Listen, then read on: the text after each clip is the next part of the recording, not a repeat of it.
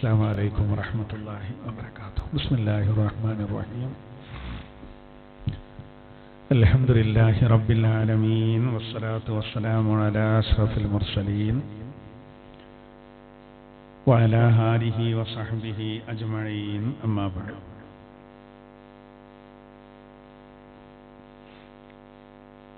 സൂറത്തുൽ മാഇദ 70.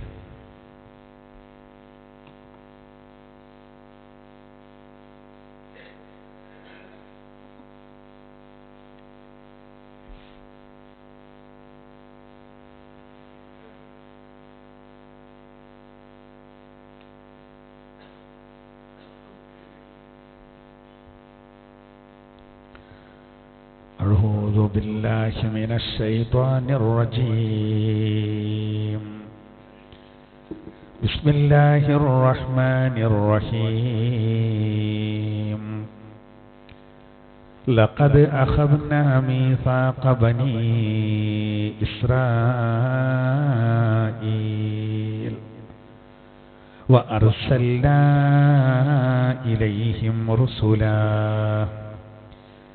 كلما جاءهم رسول بما لا تهوى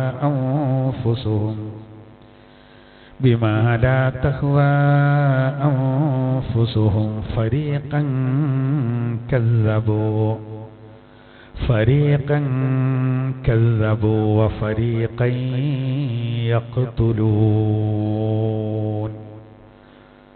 وحسبوا ألا تكون فتنة فعموا وصموا ثم تاب الله عليهم ثم عموا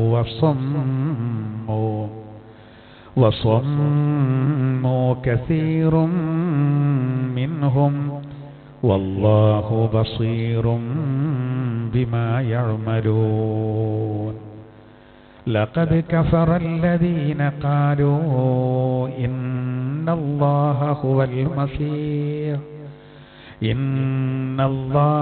المسيح ابن مريم وقال المسيح يا بني إسرائيل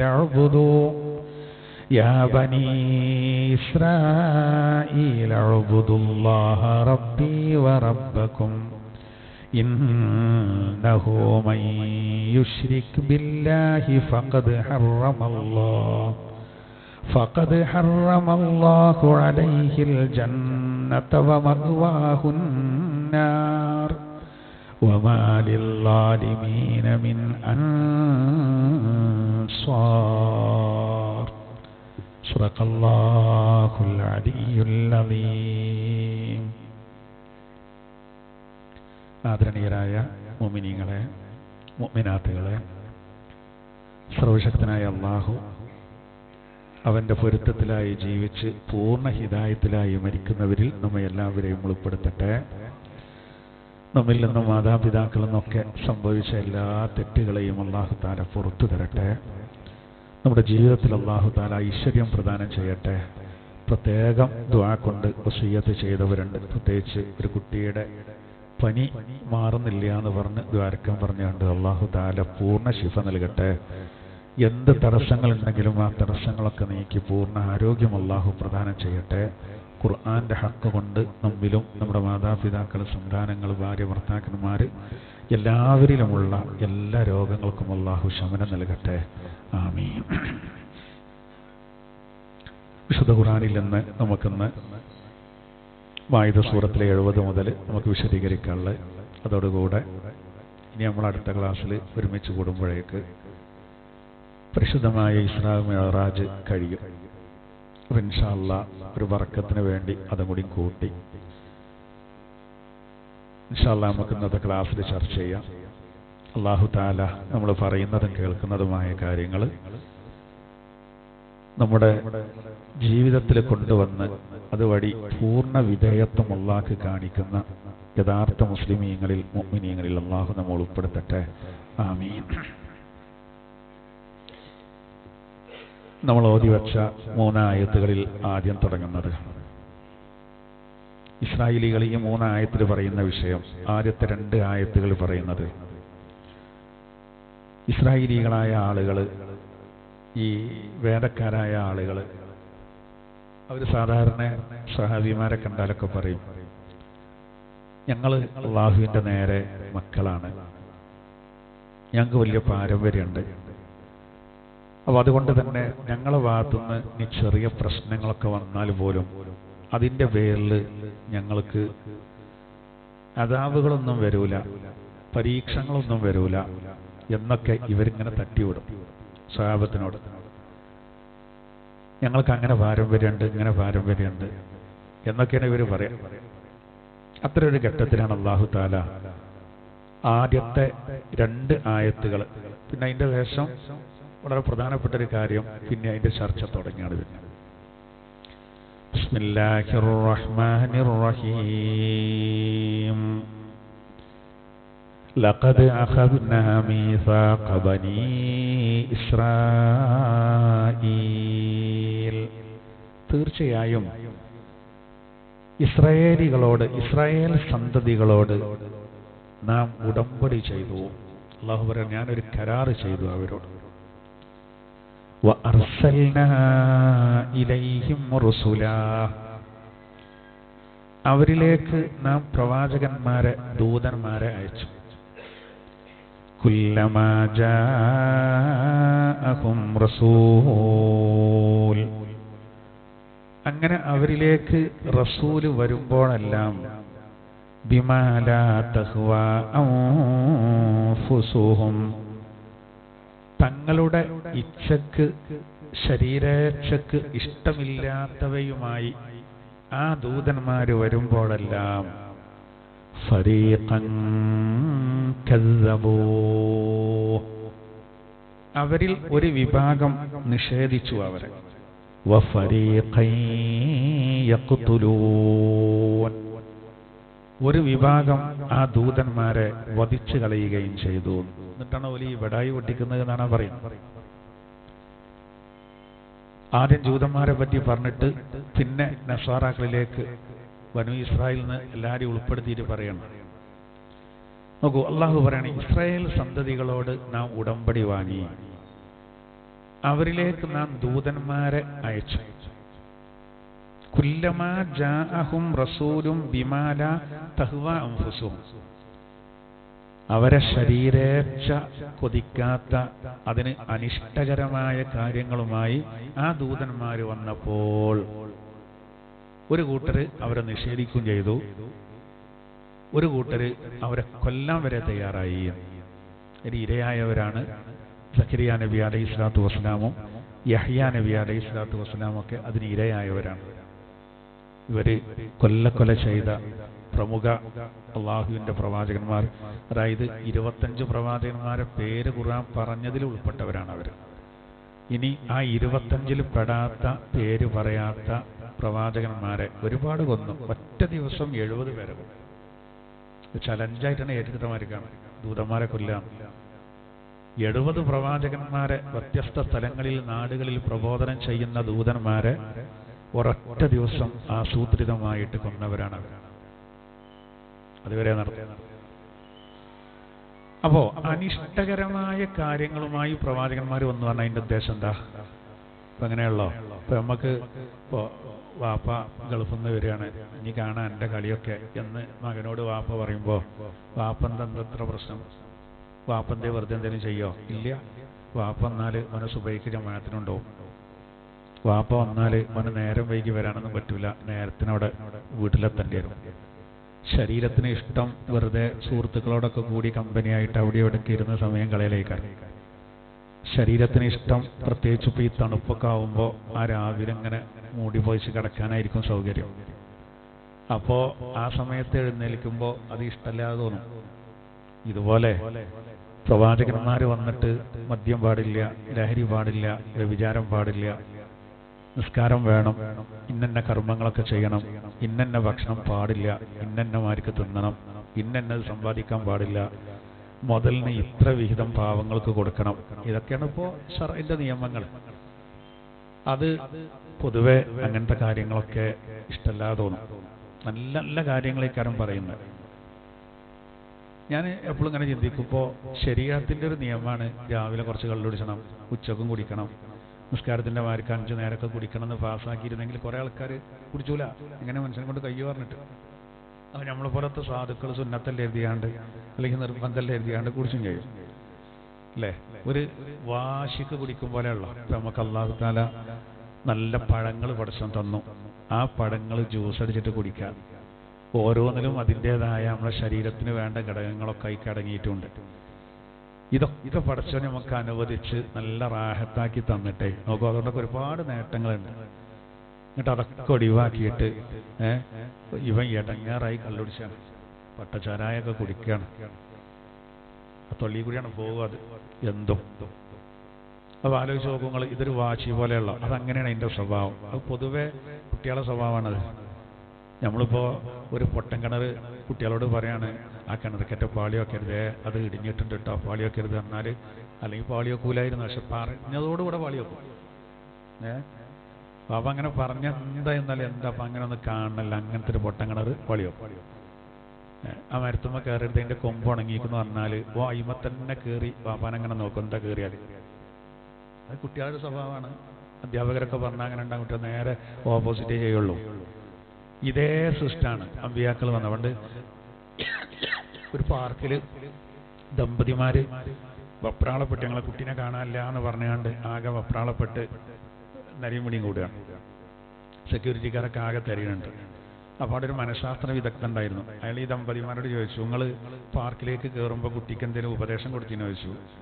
അപ്പോൾ ആ വെള്ളച്ചാട്ടത്തിൻ്റെ അവിടേക്ക് പോകരുതെന്ന് പറഞ്ഞെന്ന് പറഞ്ഞു. എന്നാൽ അവിടെ തിരഞ്ഞാൽ മതിയാണ് ഈ മനഃശാസ്ത്ര വിദഗ്ധൻ. അവിടെ പോയി നോക്കുമ്പോൾ ഈ കുട്ടി അവിടെ ഉണ്ട്.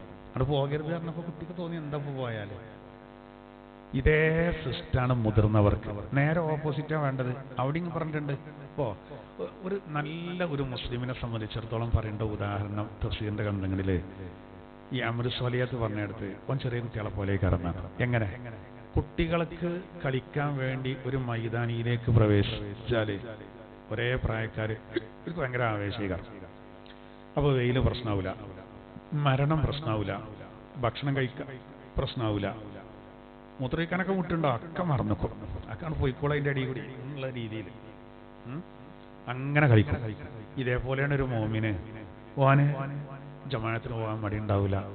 എല്ലാവർക്കും വലിയ റിസ്ക്കായി തോന്നി. ഈ കുട്ടികൾ ഉച്ചക്കൊക്കെ ആ കട്ടപ്പാടത്ത് വെയിൽ കൊണ്ട് വേർത്ത് മുങ്ങി, അല്ലെങ്കിൽ മഴ പെയ്തിട്ട് മുട്ടിൻക്ക് ചളിയേക്കാറ് അതിലാ ഫുട്ബോൾ കളിച്ചിട്ടുണ്ട്.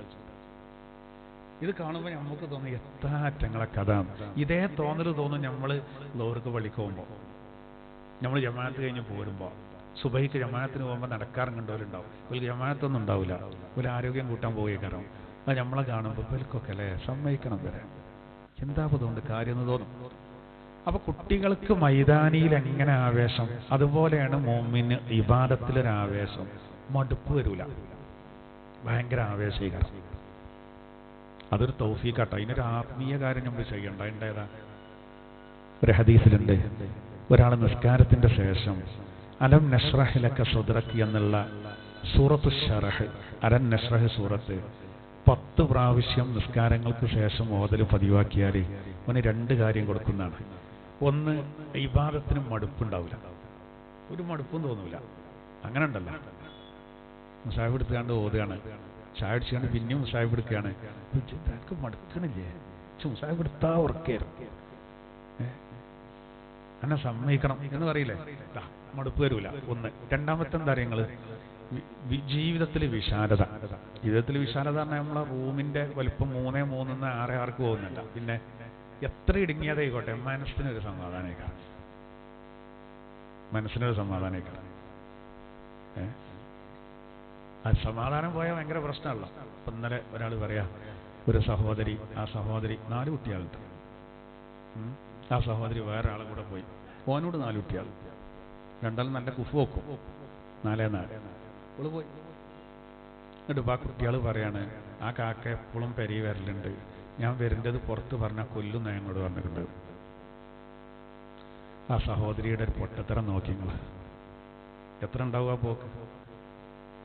അവിടെ ഇവിടെ ഇല്ലാതെ ആകെ മേൽപോട്ട് നോക്കേണ്ട ഒരു അവസ്ഥയ്ക്കുള്ള കാര്യങ്ങളെത്തുക. കുഞ്ഞുമക്കളെ ഒക്കെ മറന്നു, ഭർത്താവ് ഗൾഫിൽ. ആ സഹോദരൻ അവിടെ 13-14 മണിക്കൂർ ജോലി എടുത്തിട്ടേ ഒരു ക്ഷീണിച്ചൊരു കിടത്തുണ്ട്. പിന്നെ പെരീക്ക് അയച്ചു കൊടുക്കേണ്ടൊക്കെ ആലോചിച്ചിട്ട് ഇവര് ബെഡ്റൂമിക്ക് വേറെ ആളെ കിട്ടും. നേരെ തിരിച്ചൊക്കെ ഉണ്ടാവും. പ്രശ്നം വിശുദ്ധി ഇല്ലെങ്കിൽ പോയിട്ടോ. അവിടെയാണ് നമ്മളെ മതം ഇടപെടുക. മതപരമായിട്ട് ഒരു ബോധം കാര്യങ്ങളും ഉണ്ടെങ്കിൽ എന്തൊരു റാഹത്താണ്. ആ ബോധമൊന്നും ഇല്ലാത്തതുകൊണ്ടാണല്ലോ, അള്ളാനെ പേടിയില്ലായിട്ടാണല്ലോ അങ്ങനെ. ആലോചിച്ച് നോക്കൂ. അപ്പൊ ഇതാണ് ഇതിൻ്റെയൊക്കെ അവസ്ഥ. അത് ഈ ഉള്ളുന്നൊരു കാളീശന വരുന്നില്ല, അതാണ്. അപ്പൊ ഞാൻ പറയുന്നത് എന്താ അറിയോ, ജീവിതത്തിൽ നല്ല സുഭിക്ഷമായ അവസ്ഥ, ആരാധനക്ക് ഭയങ്കര തൗഫീഖ്, അതിന് ഓതേണ്ട സൂറത്താണ് അലൻ-നസ്ർ. അപ്പൊ നമ്മൾ സാധാരണ ദിക്റും ഇതൊക്കെ കഴിഞ്ഞിട്ടാണ് അത് ഓതേണ്ടത് കേട്ടോ. അത് ശ്രദ്ധിച്ചാൽ ഇനിയിപ്പോൾ ഒരു വക്തിനേലും ഓതാൻ കഴിഞ്ഞാൽ അത്രയും നന്നായി. സുബഹിസ്കരിച്ചിട്ടോ ഈ വാരിതായി വന്നീന് ഭയങ്കര ഫലമുണ്ട്. അടിസ്ഥാനമുള്ള കാര്യങ്ങൾ തന്നെ ഏത് ദിക്റും നമുക്ക് ചെല്ലാം, എപ്പോഴും ചെല്ലാം. ഫദ്കുറുല്ലാഹ ദിക്റൻ കസീറ എന്നാ പിന്നെ നമ്മളെ സൗകര്യം പോലെ ഇന്ന സമയത്ത് ഇന്നത് എന്ന് ആ കണക്കാക്കിയേ ഉണ്ടാവും. ഇപ്പൊ എത്രയും ചെല്ലാനാണ് നിസ്കാരത്തിന്റെ ശേഷമുള്ള 33, അതൊരു 10, 50, 60, 70 പറ്റൂല. പറ്റായി അല്ല, ആ കൂലി കിട്ടൂല. അത് 33 തന്നെ. അതിൻ്റെയൊക്കെ പുറമെ കുറേ നമ്മളെ സൗകര്യം പോലെ ചെല്ലാലോ. ഒരാൾക്ക് സമയം ഇഷ്ടം പോലെ ഉണ്ടോ, അവിടെ തന്നെ ഇരുന്ന് കുറേ സ്ഥലത്തില്ല, കുഴപ്പമില്ല, നല്ല കാര്യം. ജമാഅത്ത് നിസ്കാരം കാര്യങ്ങളൊക്കെ ഔദ്യോഗികമായിട്ട് അങ്ങനെ നമ്മളെന്ത് ചെയ്ത് പുതിയത് കൊണ്ടുവരരുത്. കാരണം വലിയ സൂറത്ത് വരെ ഓതാൻ പറ്റില്ല.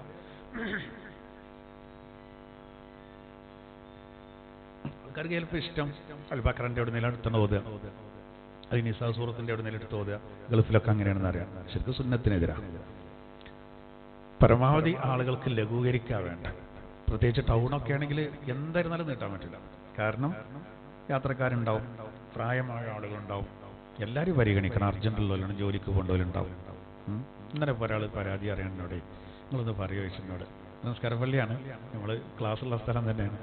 അപ്പം എന്താ വെച്ചാൽ സുബഹിൻ്റെ ശേഷമുള്ള ദുആ 10 മിനിറ്റൊക്കെ ആവുമ്പോഴോ ദുആ അതൊക്കെ എത്ര പെട്ടെന്ന് ചുരുക്കിയാണ്ട്. ഇങ്ങോട്ട് ഇപ്പോൾ കുറേ ആൾക്കാർ ജമാഅത്ത് നിർത്തിയ നേരം വൈകണം, മടുപ്പ് വരാണ്. ഇന്നലെ ഒരാൾ പറയണം, ചിലർ സൂചിപ്പിച്ചു പറഞ്ഞു ഉറക്ക ആമീൻ പറഞ്ഞാണ്. ഞാൻ നാളെ ഒരു ദിവസം പറഞ്ഞു ആമീൻ വല്ലാതെ ഉറക്കം കൂടിയാൽ നിർത്തിക്കളിന്ന് ആയിക്കാണ് അതിൻ്റെ അർത്ഥം. അതുപോലെ അങ്ങനെ ചെയ്ത് നോക്കിയാൽ മൂപ്പർക്ക് ആവേശം കൂടുകയാണ്. എത്താ കാട്ടുക ഈ ഉറക്ക ചെല്ലേണ്ട ഒരുമാതിരി ആക്കേണ്ട ആമീനാണ്. അത് മനസ്സിലാക്കാൻ ഞാൻ എന്താ ചെയ്യുക, എല്ലാം ലഘൂകരിക്കണം. ദ്വയ സമ്മേളനത്തിന് ലഘൂകരിക്കണ്ട, അതിനായിട്ട് വരണ്ടല്ലോ മറ്റേതൊക്കെ. ആ പൊതുവെ ആൾക്കാരുടെ ധാരണ എന്താ വെച്ചാൽ അങ്ങനെ ചില ചിന്തിക്കുന്നുണ്ടാവില്ലേ, എല്ലാവരും ഒരേ മാനസികാവസ്ഥയിലാവൂല, അങ്ങനെ ഉണ്ട്. അപ്പൊ ഞാൻ പറഞ്ഞെന്താ പറയുക, നമ്മളെ സൗകര്യം പോലെ നബി തങ്ങൾക്കൊരിക്കൽ ഭയങ്കര മാനസിക വിഷമം ഉണ്ടായി. ആൾക്കാരിങ്ങനെ പ്രയാസപ്പെടുത്തുക പല നിലക്കും. അപ്പൊ ഒരു പാറന്റെ മുകളിൽ ഇങ്ങനെ കയറി നബി തങ്ങൾ ഇരുന്നു. നബി തങ്ങൾ ചിന്തിക്കേണ്ടെന്ന് അറിയോ, അപ്പൊ അർസൽനാക ഇല്ലാ കാഫത്തൽ ലിന്നാസ്, മാനവ സമൂഹത്തിന് മൊത്തത്തിലാണ് നബി തങ്ങൾ. അപ്പൊ അർസൽനാക ഇല്ലാ റഹ്മത്തൽ ലിൽ ആലമീൻ, അംബിയാ സൂറത്തില്. ഇങ്ങനെയൊക്കെ ആണെങ്കിൽ എനിക്ക് ഭയങ്കര പ്രയാസമുള്ളോ.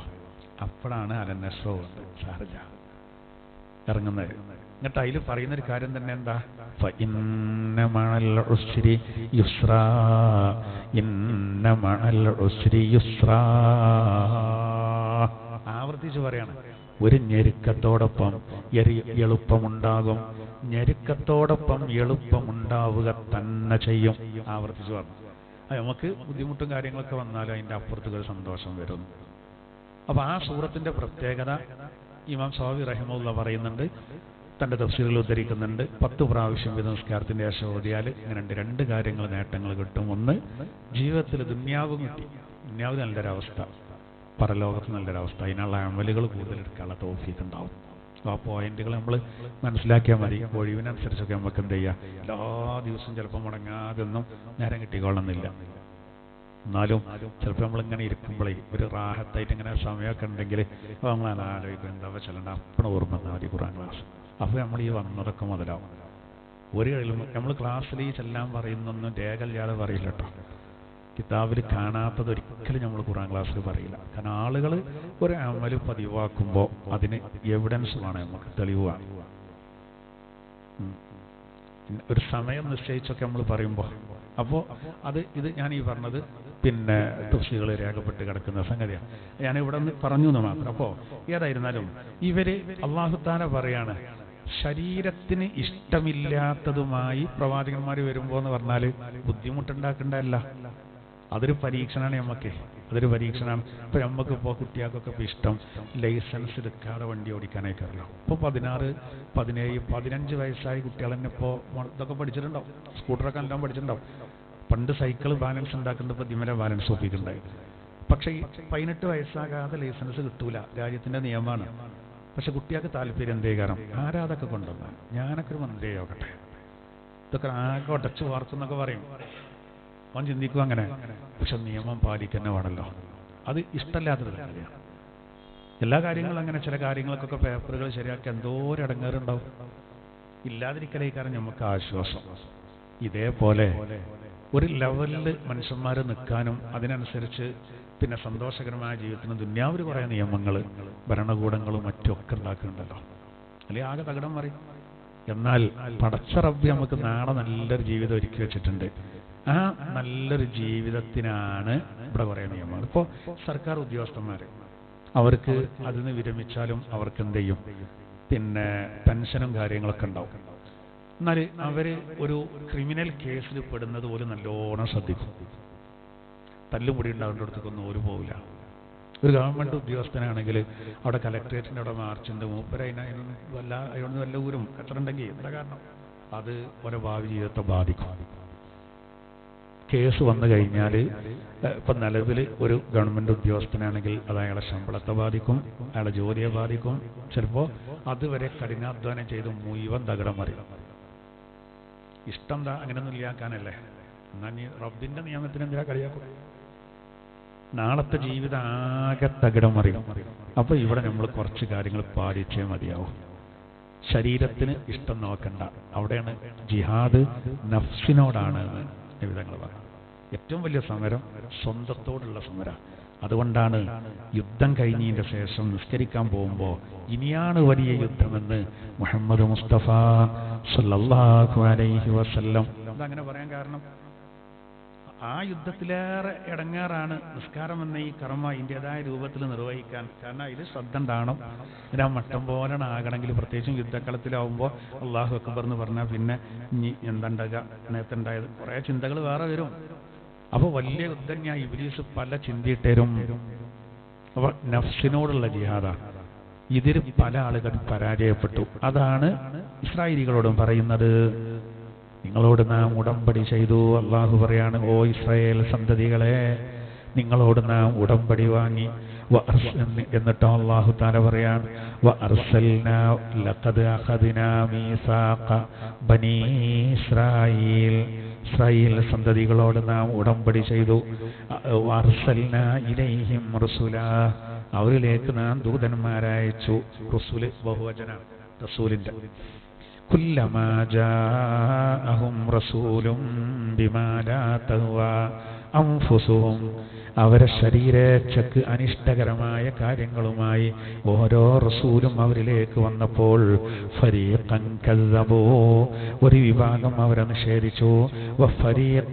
വഫരീഖൻ യഖ്തുലൂൻ, ഒരു വിഭാഗം അവരെ കൊന്നുകളയുകയും ചെയ്തു.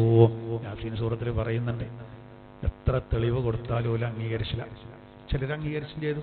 രണ്ട് പ്രവാചകന്മാര് അന്താക്കിയ എന്ന് പറയുന്ന സ്ഥലത്തേക്ക് ചെന്ന കഥ ഖുർആൻ പറയുന്നുണ്ട്. അവിടെ ചെന്നപ്പോ ഒരാൾ തോട്ടത്തിൽ ഇങ്ങനെ പണിയെടുക്കുന്നുണ്ട്. അയാളാണ് സാഹിബു യാസീ എന്ന് പറയുന്നത്. എന്താ പേര്? ഹബീബുൻ നജ്ജാർ. സുദ്ദീഖീങ്ങളുടെ പെട്ട അമ്പിയാക്കൾ കഴിഞ്ഞ രണ്ടാം സ്ഥാനത്തുള്ള സുദ്ദീഖീങ്ങളിൽ പിന്നെ ഇസ്രായേലികളിൽ പെട്ട ആളാണ്. നമുക്ക് അബൂബക്കർ സിദ്ദീഖ് റളിയല്ലാഹു അൻഹു എങ്ങനെയാണ്, അതുപോലെയാണ് അവർക്ക് ഹബീബുൻ നജ്ജാർ. പക്ഷെ സിദ്ദീഖ് റളിയല്ലാഹു അൻഹു അതിനേക്കാൾ സ്ഥാനം എന്ന് മാത്രം. ഈ ഹബീബുൻ നജ്ജാർ എന്താ അതിന്റെ പ്രത്യേകത എന്താ അറിയാങ്ങൾ? ഈ രണ്ട് ദൂതന്മാരിങ്ങനെ ഒരു നാട്ടിലേക്ക് അള്ളാഹു നിയോഗിച്ച്, സ്വാദിഖ് മസ്തൂഖ്, രണ്ട് പേര്, അവരുടെ പേരതാണ്. അവരിങ്ങനെ വന്നു. ആദ്യം കണ്ടത് ഇയാളെയാണ്. ഇയാൾ തോട്ടത്തിൽ പണിയെടുക്കുകയാണ്. അപ്പോൾ സംസാരിച്ച്, ഞങ്ങൾ അള്ളാഹുവിൽ നിന്നുള്ള രണ്ട് ദൂതന്മാരാണെന്നാണ്. അപ്പോൾ മൂപ്പര് മാന്യമായി ചോദിച്ചു, എന്താണ് നിങ്ങൾക്ക് അതിനുള്ള തെളിവ് ചോദിച്ചു. ഐഡന്റിറ്റി വേണം, തെളിവ് എന്താ ചോദിച്ചു. അപ്പോൾ പറഞ്ഞു, ഞങ്ങൾ തെളിവായിട്ട് വേണമെങ്കിൽ മരിച്ചവരെ എഴുന്നേൽപ്പിക്കാം അള്ളാഹിന്റെ സമ്മതത്തോടെ, അള്ളാഹിന്റെ അനുമതിയോടുകൂടെ വെള്ളപ്പാണ്ട് സുഖപ്പെടുത്താം. ഈസ നബി പറഞ്ഞതുപോലെ പറഞ്ഞു. അപ്പോൾ അദ്ദേഹം പറഞ്ഞു, എനിക്ക് എൻ്റെ ഒരു കുട്ടി സുഖമില്ലാതെ വീട്ടിൽ കിടക്കുന്നുണ്ട്, ഒന്നിനും കഴിയാതൊരു കുട്ടിയുണ്ട്, അംഗവൈകല്യമുള്ള. എൻ്റെ കുട്ടിൻ്റെ രോഗം അങ്ങനെ നിങ്ങൾ പ്രവാചകന്മാരാണ്, നിങ്ങൾ ഈ പറയുന്ന അള്ളാഹു ഉണ്ടെങ്കിൽ നിങ്ങൾ ഈ പറയുന്നത് പോലെ അത് സുഖപ്പെടുത്തി തന്ന ഞാൻ വിശ്വസിക്കാറ്. അപ്പോൾ ഇവർ അദ്ദേഹത്തിൻ്റെ മകൻ്റെ അടുത്ത് പോയി കൈകൊണ്ട് ഇങ്ങനെ തടവി കൊടുത്തു. അതോടുകൂടെ ആ കുട്ടി എന്തായി? എഴുന്നേറ്റു. അതോടുകൂടെ അദ്ദേഹം ഇസ്ലാം സ്വീകരിച്ചു. അദ്ദേഹം ഇസ്ലാം സ്വീകരിച്ചതോടുകൂടെ പിന്നെ നാട്ടിലത് അറിഞ്ഞു. രാജാവ് ഈ 2 ദൂതന്മാരെ കൊട്ടാരത്തിലേക്ക് വിളിപ്പിച്ച് ഒന്നും ചോദിച്ചില്ല. അള്ള ഏകനാണ് പ്രവാചകന്മാരെന്ന് പറഞ്ഞോടുകൂടെ ഉൾക്കൊള്ളാൻ കഴിഞ്ഞില്ല. അവരെന്താ ചെയ്തത് വെച്ചാൽ അടിച്ചു, നന്നായി അടിച്ചു. 100 ചാട്ടവാറടി 2 പ്രവാചകന്മാർക്കും കൊടുത്തിട്ട് ജയിലിലടിച്ചു. അതിനെ പറ്റിയാണ് ഖുർആൻ പറഞ്ഞിട്ട് പിന്നെ പറയുന്നതെന്നറിയോ? മൂന്നാമതൊരാളെ കൊണ്ട് നാം ശക്തിപ്പെടുത്തി. അതായത് പിന്നെ ഒരു പ്രവാചകനാണ് അയച്ചു, ശംഊൻ. മൂപ്പര് വളരെ ഐഡിയപൂർവ്വം പ്രയോഗിച്ചു. ദഅവത്തിന്റെ രംഗത്ത് വേണ്ട ഒരു സംഗതിയാണ്, വളരെ ആസൂത്രിതമായി. അപ്പോൾ മൂപ്പരെന്ത് ചെയ്തു? കൊട്ടാരത്തിൽ വന്നിട്ട് രാജാവിൻ്റെ അടുത്ത ആളായി. പ്രവാചകനാണെന്ന് പറഞ്ഞില്ല, പ്രവാചകനാണെന്നുള്ള വിഷയം പറഞ്ഞില്ല. അങ്ങനെ വളരെ ഐഡിയപൂർവ്വം ചോദിച്ചു, നിങ്ങൾ 2 ആളുകൾ ഇവിടെ ജയിലിലടച്ചിട്ടില്ലേ? ആ 2 ആൾക്കാരെ ജയിലിലടച്ചിട്ടുണ്ട് എന്ന് പറഞ്ഞു. എന്താ കാരണം എന്ന് ചോദിച്ചു. അവർ അള്ള ഏകനാണെന്ന് പറഞ്ഞു. ഓരെന്തെങ്കിലും തെളിവ് പറഞ്ഞു ചോദിച്ചു. അതൊന്നും ഞാൻ ചോദിച്ചിട്ടില്ല. എനിക്ക് അവരായിട്ടൊന്ന് സംസാരിക്കാൻ അവസരം തരും ചോദിച്ചു. അപ്പോൾ രാജാവിനെ അറിയില്ല ഇതൊരു പ്രവാചകനാണ്, ഇത് മറ്റേ ടീമിൽപ്പെട്ട ആളാണ്, ഓലെല്ലാം അറിയും ചെയ്യും. അത് മറച്ചു. അതിൽ ആ 2 പ്രവാചകന്മാരെ ജയിലിൽ നിന്ന് കൊണ്ടുവന്നു. ഒന്നും അറിയാത്ത പോലെ 3-ാം പ്രവാചകൻ ചോദിക്കുകയാണ് ഇവരോട്, ഖുർആൻ പറയുന്ന കഥയുള്ളോ, ചോദിക്കുകയാണ്, നിങ്ങൾ ഈ പ്രവാചകന്മാരാണെന്നതിന് എന്താ തെളിവ് ചോദിച്ചു. പോലെ അതേമാർക്ക് പറഞ്ഞു, ഞങ്ങൾ ഇങ്ങനെയൊക്കെ ചെയ്യാം. അപ്പോൾ രാജാവ് പറഞ്ഞു, അങ്ങനെയാണെങ്കിൽ കണ്ണ് തീരെ ഇല്ലാത്ത ഒരാളുണ്ട്, കാഴ്ച ഇല്ലാത്ത ആളല്ല, കണ്ണെന്നല്ല, അത് കണ്ണെടുക്കാൻ പറ്റുമോ ചോദിച്ചു. ഇവരെന്ത് ചെയ്തു? 2 റക്അത്ത് നിസ്കരിച്ചാനാണ് ഇത് വേർത്ത് കണ്ണാണ് കൊടുത്തു. അപ്പോൾ ശംഊന് പറഞ്ഞു, ഞാൻ ഇവരെ കൊണ്ട് വിശ്വസിക്കാട്ടോ, അത് അത്ഭുതം തന്നെയാണ്. ഒരു നാടകം കളിച്ചാണ്. അവ രാജാവ് പറഞ്ഞു, ഇവിടെ 7 ദിവസം മുമ്പ് ഒരാൾ മരിച്ചു പോയിട്ടുണ്ട്, അയാളെ ജീവിപ്പിക്കാൻ കഴിയുമോ? അത് കഴിയൂലാജി പറഞ്ഞാണ്. അപ്പോൾ ഇവർ പറഞ്ഞു, പിന്നെ അദ്ദേഹത്തിൻ്റെ കുടുംബത്തിൻ്റെ സമ്മതം ഉണ്ടെങ്കിൽ ജീവിപ്പിക്കാറുണ്ട്. സമ്മതം വാങ്ങി ജീവിപ്പിച്ചു. പോലെ ആരും നന്നായില്ല എന്ന് മാത്രമല്ല, ഇവർക്ക് നേരെ തിരിഞ്ഞു. ഹബീബ് നജ്ജാർ എന്ന് പറഞ്ഞ സിദ്ദീഖീങ്ങളുടെ തലവനായ മഹാനവൽ അടിച്ചു കൊടുത്തു. സാഹിബ് യാസീൻ എന്ന മൂപ്പർക്ക് പറയും. യാസീൻ്റെ ആള്, യാസീൻ സൂറത്തിൽ പറയുന്ന അദ്ദേഹത്തിനെ പറ്റിയാണ്.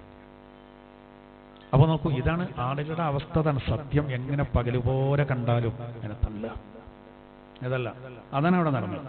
അപ്പൊ ഇവരും അങ്ങനെ തന്നെ. അപ്പൊ ഇതൊക്കെ ഇവരൊരു ബാക്കിയാണല്ലോ. അതാണ് ഖുർആൻ പറയുന്നത്, ഫരീഖൻ കസ്സബൂ വഫരീഖൻ യഖ്തുലൂൻ. അവരെന്ത് ചെയ്തു? ഒരു വിഭാഗം പ്രവാചകന്മാരെ വധിച്ചു, ഒരു വിഭാഗം കളവാക്കി. ഇനി അടുത്ത ആയത്ത്, 2 സുഹൃത്തുക്കൾ അവിടെ വന്നിട്ടുണ്ട്. നമ്മളെ മായിദ സൂറത്താട്ടോ 71, മായിദ സൂറത്തിലെ 71-ാമത്തെ ആയത്താണ് നമ്മൾ എടുക്കേണ്ടത്.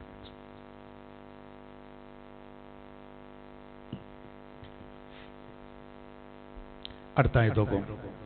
വഹസിബൂ അല്ലാ തകൂന ഫിത്നത്തുൻ ഫഅമൂ വസമ്മൂ സുമ്മ താബല്ലാഹു അലൈഹിം സുമ്മ അമൂ വസമ്മൂ കസീറും മിൻഹും വല്ലാഹു ബസീറും ബിമാ യഅമലൂൻ. കേട്ടോ, വഹസിബൂ, അവർ വിചാരിച്ചു, അല്ലാ തകൂന ഫിത്നത്തുൻ, അവർക്ക് ഒരു കുഴപ്പമുണ്ടാവില്ല, ഒരു ഫിത്ന ഉണ്ടാവില്ല. അതായത് അള്ളാഹുവിനെ എതിര് നിന്നാൽ അതുകൊണ്ട് ഒരു ഫിത്നയും ഒരു നാശവും വരില്ല എന്ന് ഒരു വിചാരിച്ചു. ഒരു വിചാരിക്കുക മാത്രമല്ല, അതിങ്ങനെ പറയുമല്ലോ, അതിങ്ങനെ പറയും. അതായത് ഇപ്പൊ നമ്മൾ നേരത്തെ പറഞ്ഞല്ലോ, ഇവർക്ക് നല്ല സമ്പത്ത് അള്ളാഹു കൊടുത്തു, പിന്നെ ആ സമ്പത്ത് അള്ളാഹു കുറച്ചു. കാരണം എന്താ? അന്ത്യപ്രവാചകരുടെ വിശേഷണങ്ങൾ ഖുർആനിൽ പിന്നെ അവരുടെ വേദത്തിൽ പറഞ്ഞ പോലെ അംഗീകരിക്കാൻ തയ്യാറായില്ല. അപ്പോൾ പടച്ചോൻ എന്ത് ചെയ്തു?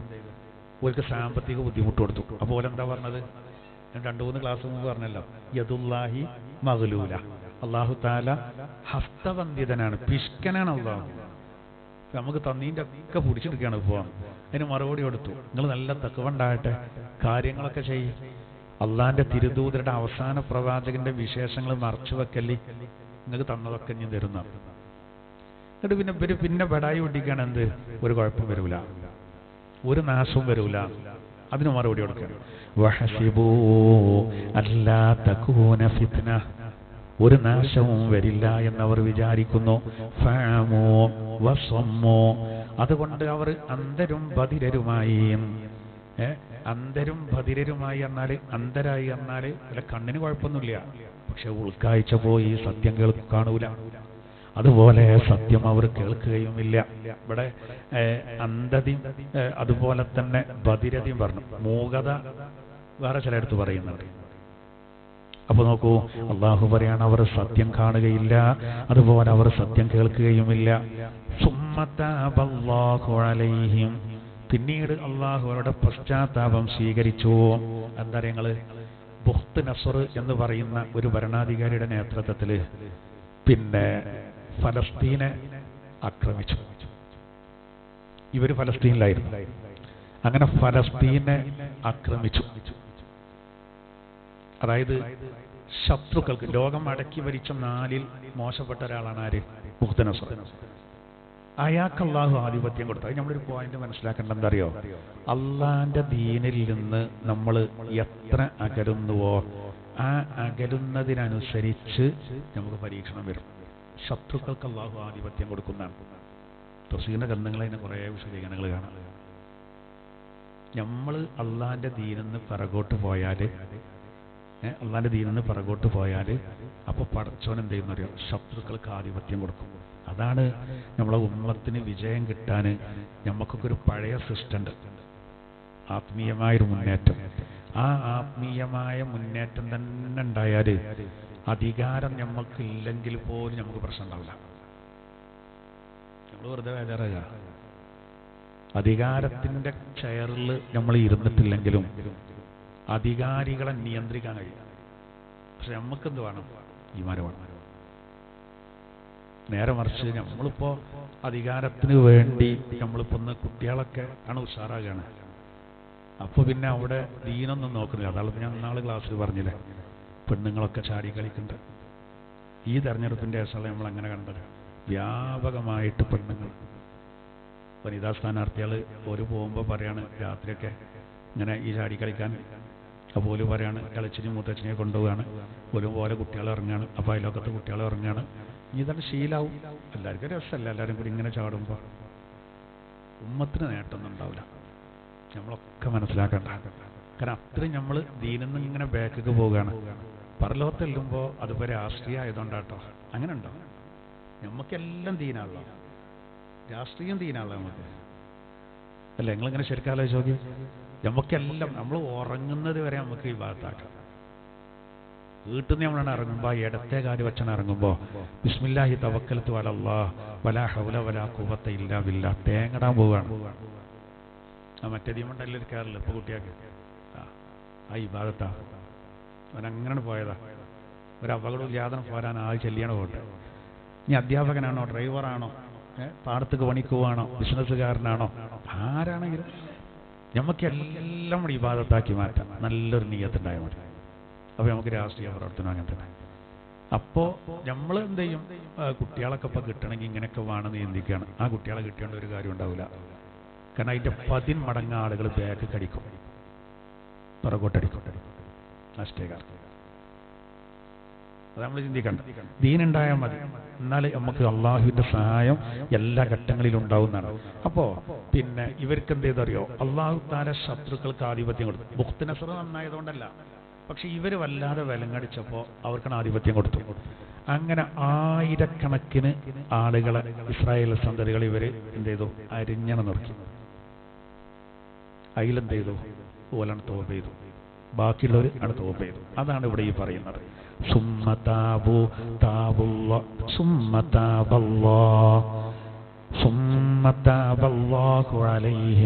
അവർ തൗബ ചെയ്തപ്പോൾ അല്ലാഹു അവരുടെ പശ്ചാത്താപം സ്വീകരിച്ചു.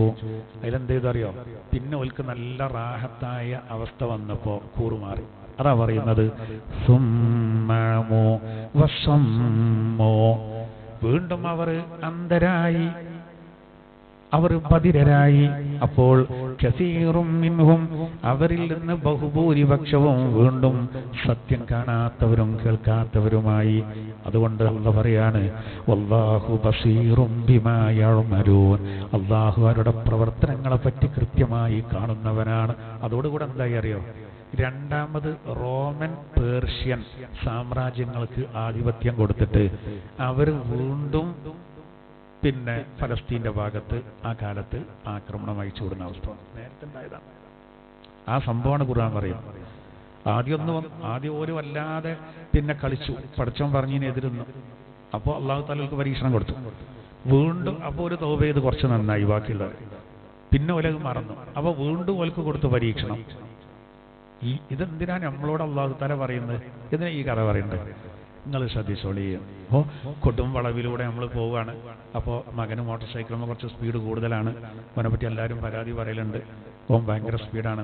അപ്പോൾ വാപ്പോനെയും കൊണ്ട് പോകുമ്പോൾ പറയണം, മോനെ എടാ ഇവിടെ എനിക്കൊന്നും ഓർമ്മ ഉണ്ടാവില്ല, എൻ്റെ ചെറുപ്പത്തിലൂടെ ഒരു ആക്സിഡൻറ്റ് നടന്നാണ്, 5 ആളാണെന്ന് മരിച്ച്, 6 ആളാണ് മരിച്ച്. എന്തിനാ അത് പറയുന്നത്?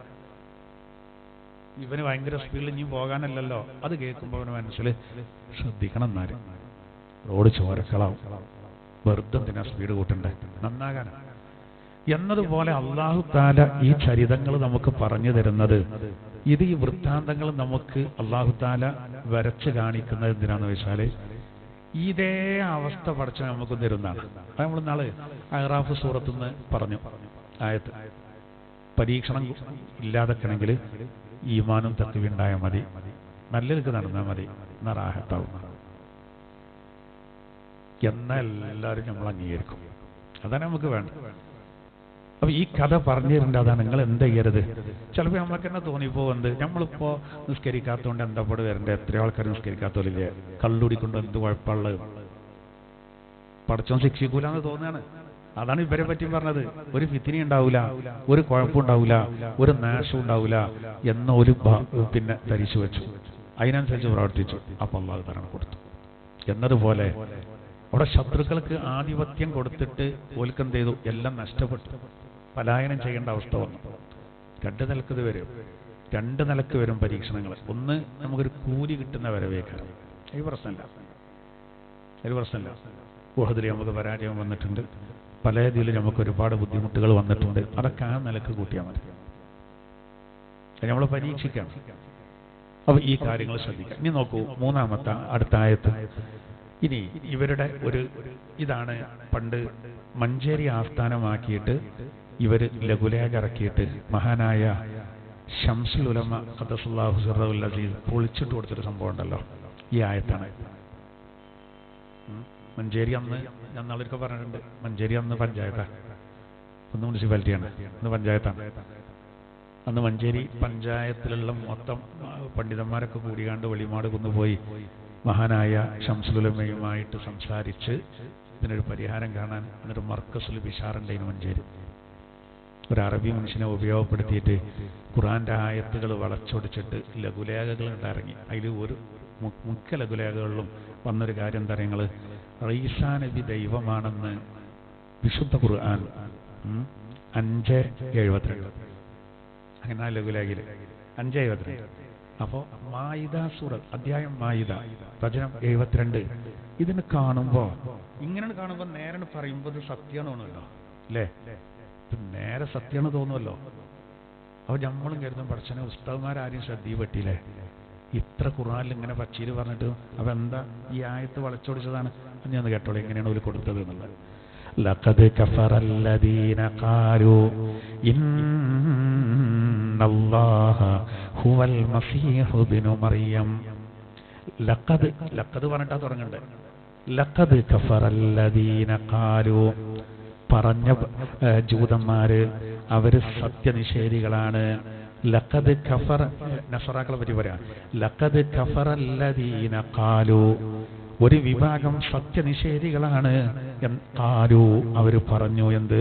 ഇന്നല്ലാഹ ഹുവൽ മസീഹ് ഇബ്നു മറിയം, മറിയമിന്റെ മകനായ മസീഹ് ഈസ അല്ലാഹു തന്നെയാണ് എന്ന് പറഞ്ഞവർ സത്യനിഷേധികളാകുന്നു. ഇവരെന്താ ചെയ്ത വെച്ചാല് ലഖദ് കഫറല്ലദീന ഖാലൂ എന്ന് ഒഴിവാക്കി. എന്നിട്ട് ഇന്നല്ലാഹ ഹുവൽ മസീഹ് ഇബ്നു മറിയം എന്ന് മാത്രം അതിന്റെ പരിഭാഷ മാത്രം കൊടുത്തു. അപ്പൊ എന്താവും? തീർച്ചയായിട്ടും മറിയമിന്റെ പുത്രൻ മസീഹ് ഈസ അല്ലാഹു ആണ്. എന്നിട്ട് ഈ 72 എന്നുള്ള നമ്പർ ഇടാണ്, മായിദ എന്ന് എഴുതാണ്. അപ്പോ നമുക്ക് എന്താ കരുതുക? ഇന്നല്ലാഹ് അതുണ്ടല്ലോ, അത് ഖുർആനിലുണ്ടല്ലോ, ഇന്നല്ലാഹു വൽ മസീഹ് ഇബ്നു മറിയം. അതിന്റെ മാത്രം മലയാളം പരിഭാഷപ്പെടുത്തുകയാണെങ്കിൽ തീർച്ചയായിട്ടും മറിയമിന്റെ മകൻ മസീഹ് അല്ലാഹുവാണ് എന്ന പോയത്തം പറയുന്നവർ സത്യനിഷേധികളാണ് എന്ന ആദ്യമാണ്. ഇതിപ്പോ മഹാനായ എഴുതുമല്ലോ നമ്മൾ, മഹാനായ ഇവായി കണ്ട് വെറും നായാന്ന് എഴുതി അങ്ങനെ ഉണ്ടാവും. കാര്യപ്പെട്ട ഒരാളെ പേരിന്റെ മുന്നിൽ ബുദ്ധിമുട്ടാവൂലേ? ചിലയിടത്ത് നമ്മൾ വഖഫ് ചെയ്യാൻ പറ്റില്ല, കൂടുതൽ വഖഫ് ചെയ്തില്ലേ, ആകെ പ്രശ്നമായില്ലേ അല്ലേ? നായികളെ അറിഞ്ഞില്ലേ എന്തോ ഒരു പ്രയോഗം നടത്തിയാണ്ട് നായകളെ തൊട്ടാല് ഏട്ടൻ കഴുകണം എന്നാ മൂപ്പര് പറയണ്ടത്. പക്ഷെ പിന്നെ മൂപ്പര് ആൾക്കാരെ വിളിച്ചുകാണ്ട് പിന്നെ വെള്ളം കുടിച്ചു. അതിൻ്റെ ശേഷമാണ് നായകളെ എന്ന് പറഞ്ഞത്. അത് ചിലയിടത്ത് വെപ്പ് വെക്കേണ്ടടുത്ത് വെച്ചാലും പ്രശ്നമാണ്. ഏതുപോലെ വെച്ചാൽ ഈ ഖുർആൻ ഓതുമ്പോൾ മണിക്കണം എന്തിനാ ഉസ്താദ് ഇങ്ങനെ, നാളെ പിന്നെ ഒരാളോട് ചോദിച്ചു എന്തിനാ ഉസ്താദ് നമ്മളിങ്ങനെ ചിലയിടത്തൊക്കെ മുത്തസിലായ മദ് മുൻഫസിലായ മദ് ഒക്കെ ഉണ്ടല്ലോ, അതിൽ മുത്തസിലായ മദ് അത് 7 അർഫിൻ്റെ കത് നീട്ടണം, 6 അർഫിൻ്റെ കതിർ നീട്ടണം. അത് നീട്ടില്ലെങ്കിൽ എന്താ ചോദിച്ചു. അപ്പോൾ ഞാൻ മൂപ്പരോട് ചോദിച്ചു, നമ്മളിപ്പോൾ മല ഒരാൾക്കിപ്പോൾ മാല എന്നാണ് പറഞ്ഞു കൊടുക്കണ്ടത്, നീട്ടാനെന്നാവില്ല എന്നുണ്ടാകുക, മല എന്നാവും. എത്ര വ്യത്യാസമുണ്ട്? മല പറയേണ്ട അടുത്ത് കുറച്ച് ചൊറുക്ക് കൂട്ടിക്കാണ്ട് അവിടെ ഉണ്ടൊരു മാല അറിയാൻ പറ്റുമോ? അർത്ഥം അറിയില്ലേ? ഇതേപോലെ വരും. ചിലതിൽ അഭംഗിയുണ്ടാവും, അതാണ് ചിലയിടത്ത് നീട്ടൽ സുന്നത്തുണ്ട്. അത് നീട്ടില്ലെങ്കിൽ കുഴപ്പമൊന്നുമില്ല, എന്നാലും ചെറിയൊരു അഭംഗി ഒന്നവിടെ എന്ന് പറഞ്ഞു. അപ്പോൾ ഓരോന്നിനും അതിൻ്റെതായ രീതി ഉണ്ടാവും. അപ്പോൾ ഞാൻ പറഞ്ഞു വന്നത്, ഇവരെന്ത് ചെയ്തു പറയുന്നത് വലിയൊരു തട്ടിപ്പ്. ഇവര് ഇങ്ങനെ പറയുന്നവർ സത്യനിഷേധികളാന്നാണ് ഖുർആൻ പറയുന്നത്. അവരാ ലഖദ് കഫറല്ലദീന ഖാലൂ എന്നുള്ള ഒഴിവാക്കിയിട്ട് ഇന്നല്ലാഹ അത് മാത്രം കൊടുത്തു. കുറെ ആൾക്കാർ തെറ്റിദ്ധരിച്ചു. മോമിനീങ്ങള് പയക്കൊന്നുമില്ല, പക്ഷെ അവരെന്ത് കരുതും? അവരെ കൂട്ടത്തിലെ കുഞ്ഞാടുകൾ സാധുക്കൾ എന്ത് കരുതി? ഇത് കാര്യമാണ് എഴുതിയാണ്ട് ഇസ്ലാമിന്ന് പോയി പറഞ്ഞാണ്ട് പണ്ട് പിന്നെ മുത്തുകോയതങ്ങൾ പുറത്താക്കിയ ഒരാളുണ്ടല്ലോ, ഓലൊക്കെ ദീർഘവീക്ഷണം നോക്കണം. പുറത്താക്കിയതാണ് ഒരു സുലൈമാൻ. ഇന്ന് പലരും റെക്കമെൻഡ് ചെയ്താണ് ഓൻ എങ്ങനെയും എടുക്കണം, പറ്റൂലാറിനാണ്. ആ പറ്റൂല എന്ന് പറഞ്ഞതിന്റെ കുട്ടൻസ് കൊല്ലങ്ങൾ കുറെ കഴിഞ്ഞ് ബാക്കുന്ന ഞമ്മക്ക് മനസ്സിലായത്. ക്രിസ്തുമതം സ്വീകരിച്ച് ചർച്ചകളിൽ മുഴുവൻ മുസ്ലിങ്ങളെ അപമാനിച്ച് ഇപ്പൊ അല്ലാഹു തആല അവനെ പാറ്റങ്ങട്ട് അടി കൊണ്ടുപോയി. വലിയ ഹീറോ ആയി, കോടികളുടെ ആസ്തി ഉണ്ടായിരുന്നു. ഇപ്പൊ എന്തായി? പരനാൾ കള്ളൻ ഒരു നാൾ പിടിയിൽ നിന്നാണ്. നമ്മൾ ആരെയും അവഹേളിക്കാറില്ല, മറ്റുള്ള മതങ്ങളെ ഓല ചിഹ്നങ്ങളൊന്നും നമ്മൾ ആക്ഷേപിക്കാറില്ല. ഇവൻ ഇല്ലാത്ത ഒരുപാട് കാര്യങ്ങൾ പറഞ്ഞു, ഒരുപാട് കാര്യങ്ങൾ പറഞ്ഞു, ഇല്ലാത്ത കാര്യങ്ങൾ പാച്ചവടായി. അപ്പൊ ഇതൊക്കെ കാര്യമാണെന്ന് കരുതി കുറെ സാധുക്കളായിരുന്നു, ഒരിതും കാര്യമാണിരുന്നു. അന്നാണ് മഹാനായ ശംസുൽ ഉലമ പറഞ്ഞത്, ഞങ്ങൾ ഒരിക്കലും നിങ്ങളിതിലൊന്നും ഇടപെടൂല, പക്ഷേ വിശുദ്ധ ഖുർആനുമായി അതിനെ അവഹേളിക്കാൻ ശ്രമിച്ച് ഞങ്ങൾ വിടൂലാറില്ല. പറഞ്ഞ മാർഗനായി അയിമണ കെട്ടിച്ചു, അവരെ കെട്ടിച്ചു. ഞാൻ പലതവണ പറഞ്ഞതാണ്, ആവർത്തിക്കുന്നില്ല. ഈ ആയത്ത് വന്നപ്പോൾ ഒന്ന് ഓർമ്മപ്പെടുത്തി, നിങ്ങളെ മനസ്സിലൊക്കെ ഉണ്ടായിക്കോട്ടെ എന്ന് മാത്രം. നമുക്ക് ആ വിഷയത്തിലൊക്കെ അഭിമാനിക്കാം. അന്ന് നോക്കുങ്ങൾ നവീനവാദക്കാരായ പുത്തൻ കൂറ്റുകാരായ പല ആളുകളും പ്രത്യേകിച്ച് ഈ വിഷയത്തിലൊക്കെ ചാടി ഇറങ്ങുന്ന ആൾക്കാരുണ്ടായിട്ടും അന്ന് ഒരു മീറ്റിംഗ് ചേർന്നത്രേ മഞ്ചേരി. ആ മീറ്റിങ്ങിൽ എല്ലാവരും പറഞ്ഞത് ശംസുൽ ഉലമയോട് പറയണം, ശംസുൽ ഉലമയോട് പറയാം. ഞാനിത് പറയുമ്പോൾ ഓർക്കുന്നത്, പിന്നെ മഹാനായ ശംസുൽ ഉലമ ഈ ലോകത്തോട് വട പറഞ്ഞതിൻ്റെ പിറ്റേ ദിവസം ചന്ദ്രിക ദിനപത്രത്തിൽ വലിയൊരു ലേഖനം ഉണ്ടായിരുന്നു. ആ ലേഖനത്തിൽ റഹീം മേച്ചേരി എന്ന് പറഞ്ഞ ഒരു എഴുത്തുകാരനുണ്ടായിരുന്നു. അദ്ദേഹം സുന്നി ആയിരുന്നില്ല, പക്ഷെ അദ്ദേഹം ആ ലേഖനത്തിൽ എഴുതിയത് ഞാൻ അടുത്തിട്ടുണ്ട് വരിയിൽ.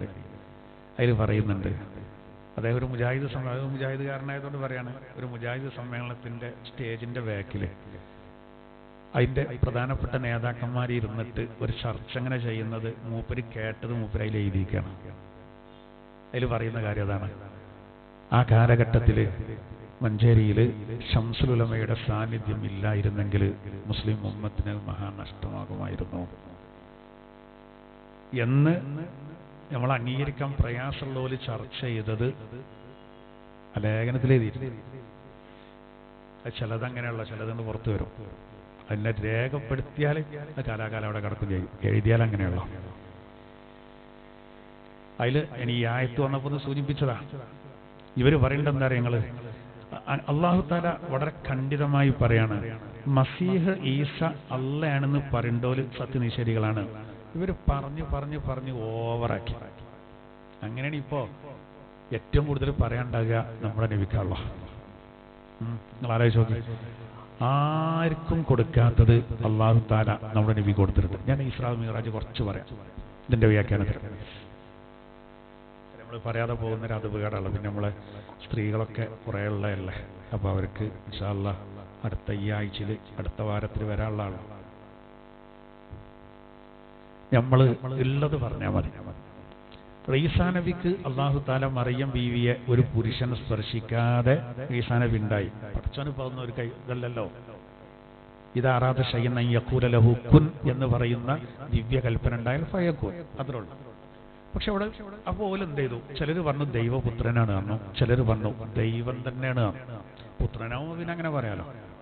പശുവിന്റെ കുട്ടി പശുവർഗത്തിലാവുമല്ലോ, കാക്കന്റെ കുഞ്ഞ് കാക്കവർഗത്തിലോ, മനുഷ്യന്റെ കുഞ്ഞ് മനുഷ്യവർഗത്തിലാവും. അപ്പോൾ ഒരാൾക്ക് എന്തൊക്കെ വിശേഷണങ്ങളുണ്ടോ, കുട്ടി വലുതായി കഴിഞ്ഞാൽ കുട്ടിക്കും ഒക്കെ പറയാം. ചിലപ്പോൾ വാപ്പാനെക്കാട്ടിൽ ഉഷാറാവും. ദൈവത്തിനൊരു പുത്രൻ എന്ന് പറഞ്ഞാൽ സത്തയിൽ 2 എണ്ണം ഉണ്ട് എന്ന് വന്നു. അപ്പോൾ ദൈവാക്കാലം അങ്ങനെയാണെങ്കിൽ അങ്ങനെയാണ് ഇവർ എന്താക്കിയത്, ദൈവത്തിന്റെ പരിധിയിലേക്ക് കൊണ്ടത്. ഖുർആൻ പറയാൻ അങ്ങനെ പാടില്ല. ഇതാണ് ഇവർക്ക് പാളിയത്. ഈസാ നബിക്ക് അല്ലാഹ് കൊടുത്തതൊക്കെ പറയാമായിരുന്നു, കുഴപ്പമില്ല. ഇവർ ഓവറാക്കി. നിങ്ങൾ അങ്ങനെ വെക്കരുത് നബി തങ്ങൾ പറഞ്ഞു ചെയ്തു. എന്നാലോ നമ്മുടെ നബിതങ്ങൾക്കോ അള്ളാഹു കൊടുത്ത ജീവിതകാലം മുഴുവൻ നമ്മൾ പറഞ്ഞാലും തീരൂല. അതിൽപ്പെട്ട ഒന്നാണ് ആർക്കും കൊടുക്കാത്തത് ഇസ്ലാമിക. മറ്റേത് മാത്രമല്ല, അത്ഭുതമൊന്നല്ല. സ്ത്രീയുടെ അണ്ടമില്ലാതെ പുരുഷ ബീജമില്ലാതെ സ്ത്രീയുടെ അണ്ടം മാത്രം, ഗർഭപാത്രം മാത്രം കുട്ടി ഉണ്ടായിരുന്നാണ്. എന്താ രണ്ടും ഇല്ലാതല്ലേ ആദനബി ഉണ്ടായത്? അതിന്റെ കാര്യം അത്രേ ഉള്ളൂ. എന്ന് നിങ്ങൾ ആലോചിച്ച് നോക്കൂ. ഒട്ടകം, കുതിര, കഴുത, ഇതൊക്കെ മാത്രമുള്ള ഒരു കാലത്ത് അഷ്റഫുൽ ഖൽഖ് സല്ലല്ലാഹു അലൈഹി വസല്ലം തങ്ങളെ സെക്കൻഡുകളെ കൊണ്ട് മക്കത്തുനിന്ന് 1500ഓളം കിലോമീറ്റർ അകലെ ഫലസ്തീനിലെത്തിച്ചു. അതും ഇന്നത്തെ കാലത്ത് നമ്മൾ ചിന്തിക്കുകയാണെങ്കിൽ നമുക്ക് വളരെ വേഗത്തിൽ പോകാനുള്ള വിമാനം, ട്രെയിനുകളൊക്കെ ഉണ്ട്. ഇതൊന്നും അന്നില്ല. എന്നാ നോക്കൂ, ഇനി എന്തൊക്കെ ഒന്ന് കണ്ടുപിടിച്ചാലും, ബഹിരാകാശ യാത്രകളൊക്കെ ഉണ്ടായാലും, കൽപ്പന ചൗളയുടെ കഥ അറിയില്ല, പൊട്ടിത്തെറിച്ച് ദൗത്യം നിർവഹിച്ച് ഭൂമി കത്താൻ സെക്കൻഡുകൾ ബാക്കി നിൽക്കെ ആ പേടകം തകർന്നുപോയി. വിവിധ രാഷ്ട്രങ്ങളിൽ അതിന്റെ അവശിഷ്ടങ്ങൾ എത്തിയെന്ന് പറഞ്ഞാൽ എത്ര കോടികൾ നഷ്ടമായി, എത്ര തലച്ചോറ് അതിന് അല്ലെ. ഏറ്റവും ശമ്പളം വാങ്ങുന്നവരാ ശാസ്ത്രജ്ഞന്മാർ. എന്നിട്ട് എവിടെ എത്തുന്നില്ല. കൊറോണ കാലത്താണ് നമ്മൾ ഒരു ചൊവ്വയിലേക്കുള്ളൊരു ടൂറ് കേട്ടിരുന്നത്. കുറേ ആൾക്കാരയിൽ ബുക്ക് ചെയ്തിരുന്നു, അങ്ങോട്ട് പോകും ഇങ്ങോട്ട് പോരൂലാണ്. ഇങ്ങോട്ടുള്ള യാത്ര ഉണ്ടാവില്ല, മിക്കവാറും മരണം സംഭവിക്കും. എന്നാലും കുറേ ആൾക്കാർ സാഹസികതക്ക് ഒരുങ്ങി. അത് കൊറോണയിൽ അങ്ങനെയാണ് പോയി. അത് കേൾക്കുന്നില്ല. 1-ാം ആകാശത്ത് എത്തുന്നില്ല പഠനം. പിന്നെ ഇനിയിപ്പോൾ അധിക കാലം ഉണ്ടാവില്ല. എന്നാ നബി തങ്ങൾ 7 ആകാശത്തിനപ്പുറത്ത് പോയി പറഞ്ഞാൽ അതിലേറെ വലിയ അത്ഭുതം എന്താ? എന്നിട്ടും ദൈവത്തിന്റെ പരിധിക്ക് നമ്മൾ കൊണ്ടുവരുന്നില്ല. ഉള്ളതായിരിക്കും. അവിടെ നമ്മൾ മനസ്സിലാക്കേണ്ട എന്താ കാര്യങ്ങൾ, മുത്തുനബിക്ക് അള്ളാഹു കൊടുത്ത സല്ലല്ലാഹു അലൈഹി വസല്ലം ആ മഹത്താണ്. നോക്കൂ, നബി തങ്ങളുടെ ജീവിതത്തിൽ നബി തങ്ങൾ ഏറ്റവും അധികം പ്രയാസം നേരിട്ടപ്പോഴാണ് ആമുൽ ഹുസ്ൻ എന്ന് പറയും. ആമുൽ ഹുസ്ൻ എന്ന് പറഞ്ഞാൽ ദുഃഖവർഷം എന്നാണ്. ഇപ്പൊ നമ്മളൊരു പക്ഷിയുടെ 2 ചിറകും ആണ് വെട്ടി ഒഴിവാക്കിയാലേ ആ പക്ഷിയെ സംബന്ധിച്ചിടത്തോളം പറക്കാൻ കഴിയില്ല. ഇതുപോലെയായി അള്ളാന്റെ തിരുദൂതർ, അതാണ് ആമുൽ ഹുസ്ൻ.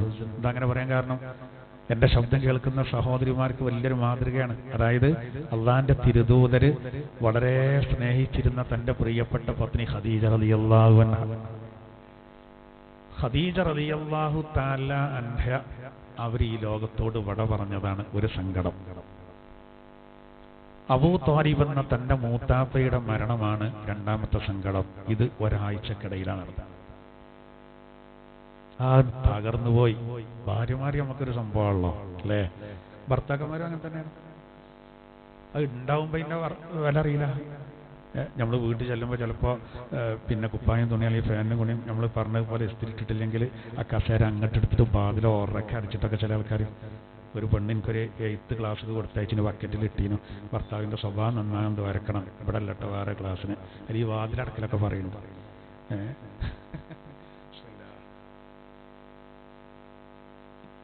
പാവങ്ങളാണ് അവര്, നമ്മളെ ഭാര്യമാരെ. ഒരു ഒഴിവാറ്റ് ഞങ്ങൾക്ക് ഉണ്ടാവില്ല.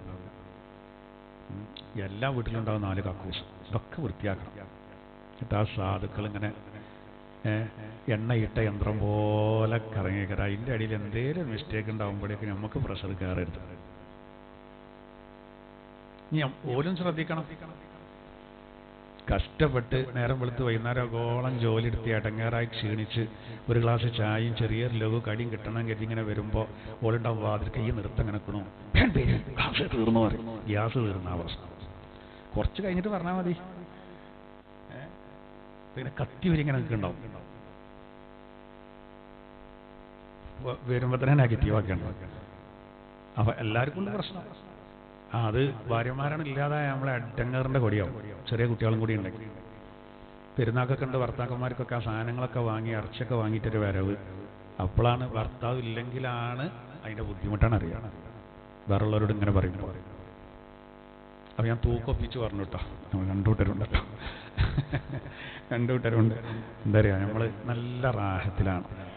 പ്രത്യേകിച്ച് നമ്മൾ ഖുർആൻ ക്ലാസ്സിനൊക്കെ വരുന്നവര് ബന്ധപ്പെടുന്നവരൊക്കെ നല്ല റാഹത്തിലാണ്.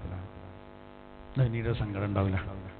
എന്തിനാ പറയേണ്ട അറിയോ? ഇങ്ങനെ ആയിരുന്നു 25 കൊല്ലത്തെ ദാമ്പത്യ ജീവിതത്തിൽ ഒരു പ്രശ്നവുമില്ലേനോന്നാണ് നബിതങ്ങളും ഖദീജ ബീവിയും തമ്മിൽ. 25ാമത്തെ വയസ്സിലാണ് നബിന്റെ വിവാഹം നടക്കുന്നത്. പിന്നെ 25 കൊല്ലം ഒരു റാഹത്തായി ജീവിച്ചു. അതിൻ്റെ അടി വേറെ ഒരു കല്യാണം കഴിച്ചിട്ടില്ല. ഈ ബഹുഭാര്യത്തൊക്കെ നബിക്ക് 50 വയസ്സ് കഴിഞ്ഞിട്ടാ ആയിഷ ബീവിനൊക്കെ കിട്ടിയത്. ആയിഷ ബീവി പോലെ ചർച്ച അല്ലേ, ഓരോ സമയത്ത് ഓരോ ചർച്ച. നമ്മളൊക്കെ ചെറുപ്പത്തിലെ സമസ്ത കേരള ജമിയത്തുൽ ഉലമ തയ്യാറാക്കിയ സൂക്ഷ്മാലുക്കളായ നമ്മുടെ പണ്ഡിതന്മാർ തയ്യാറാക്കിയ പാഠപുസ്തകങ്ങളിലൂടെ വളരെ നേരത്തെ എല്ലാവരും പഠിച്ചതാണ് ആയിഷ ബീവിയുടെ വിവാഹം. ആ വയസ്സും കണക്കൊക്കെ അവിടെ തന്നെ നിന്നാൽ മതി.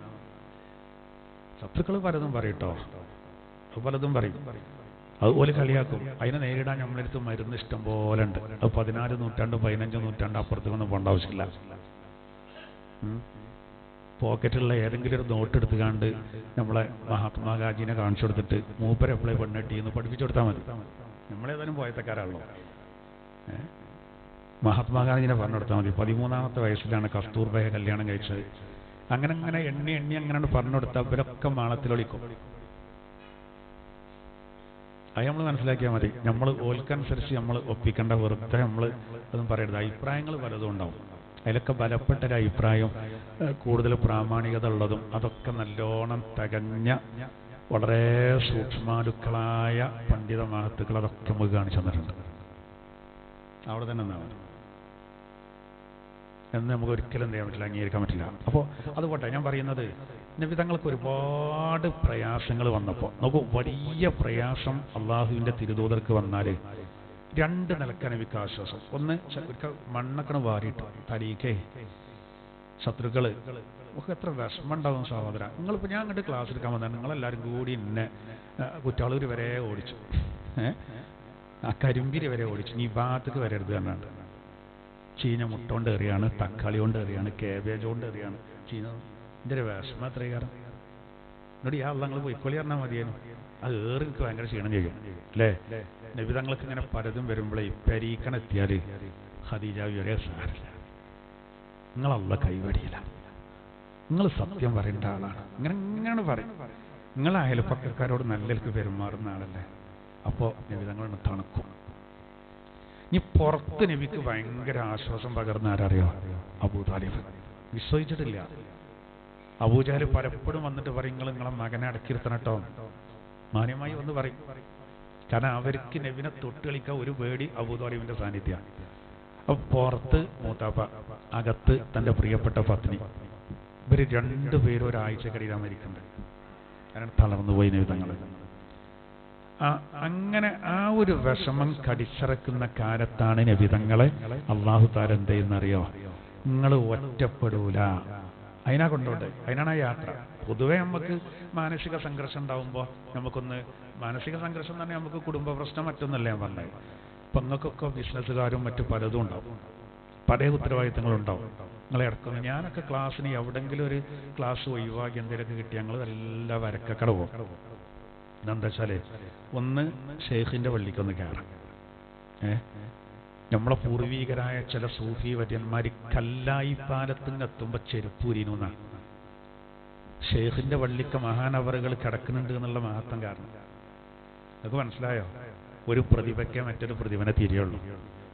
അതുകൊണ്ട് ഞമ്മക്കിപ്പോൾ ഷെയ്ഖിന്റെ പള്ളിക്ക് പോകുമ്പോൾ അങ്ങോട്ട് ചെരുപ്പിടാൻ പറ്റാത്തതുകൊണ്ട്, അല്ലെങ്കിൽ ഷൂ ഊരാതെ കയറാനേക്കാരം നമുക്ക്.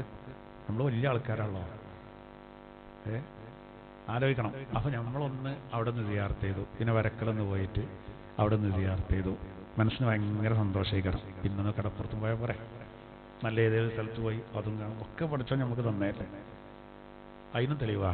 കാരണം എന്താ അറിയോ?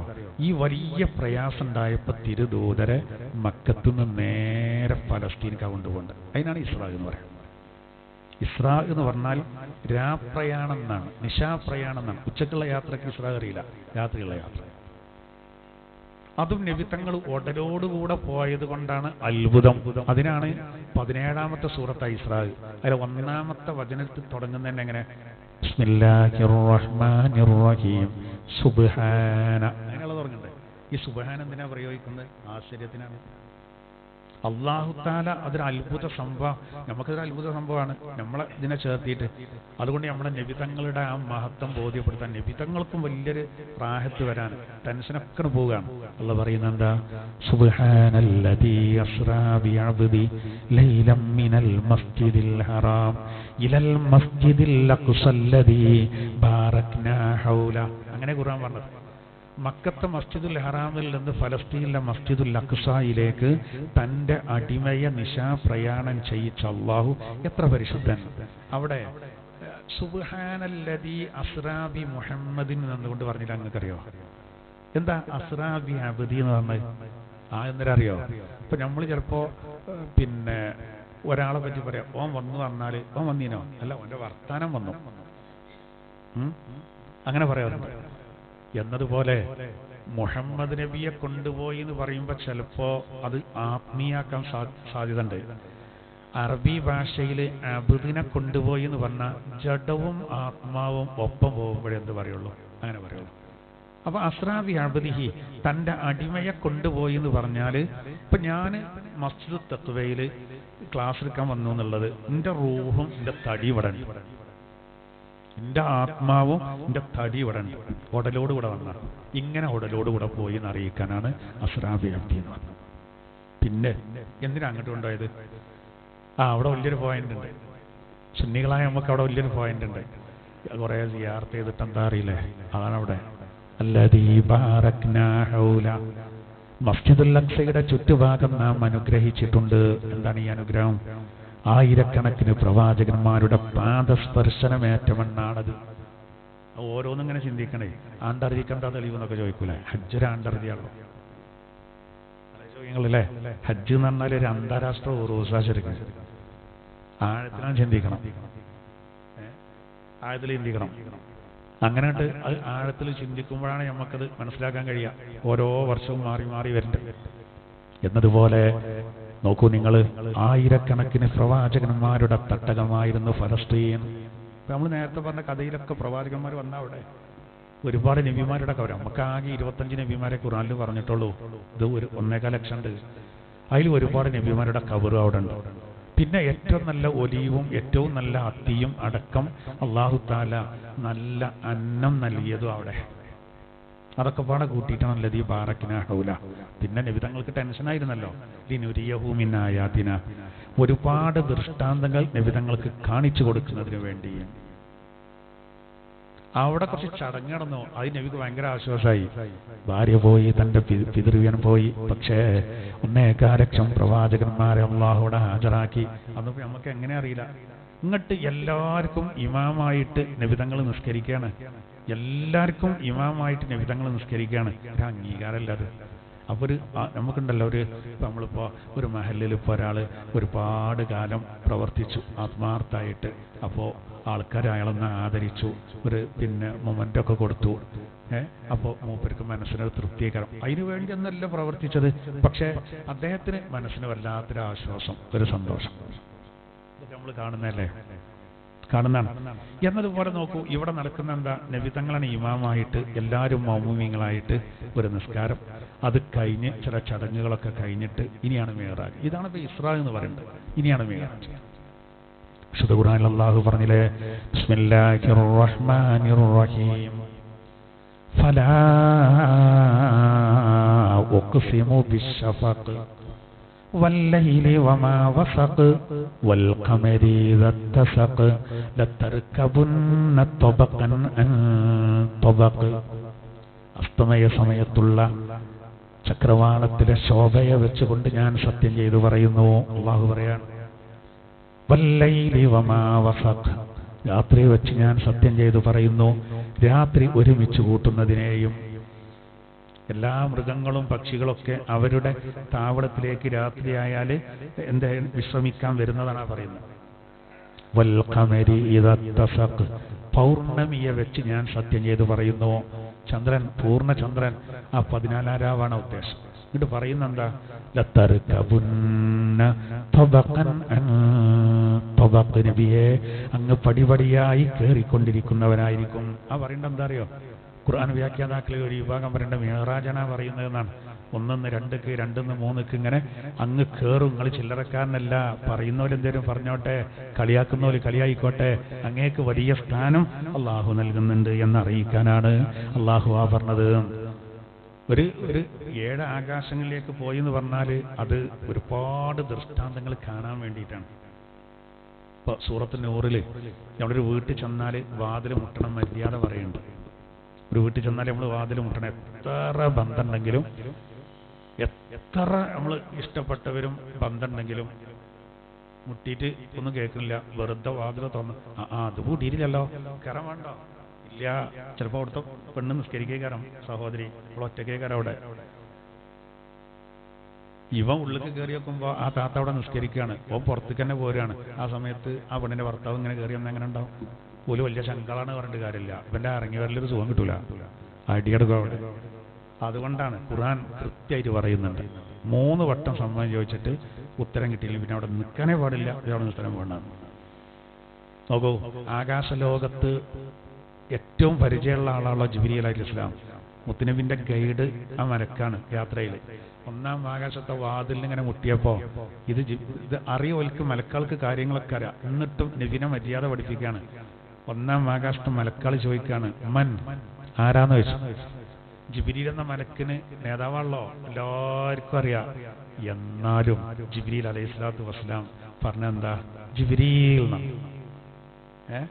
നമ്മൾ കോളിബെല്ലടിച്ചപ്പോൾ പെരന്റെ ഉള്ളിൽ നിന്ന് ചോദിച്ചാൽ ആരാന്ന് ചോദിച്ചു, ഭാര്യ. അപ്പൊ നമുക്ക് എന്ത് പറഞ്ഞാൽ മതി, ഇത് തുറന്നാ പറഞ്ഞാൽ മതി.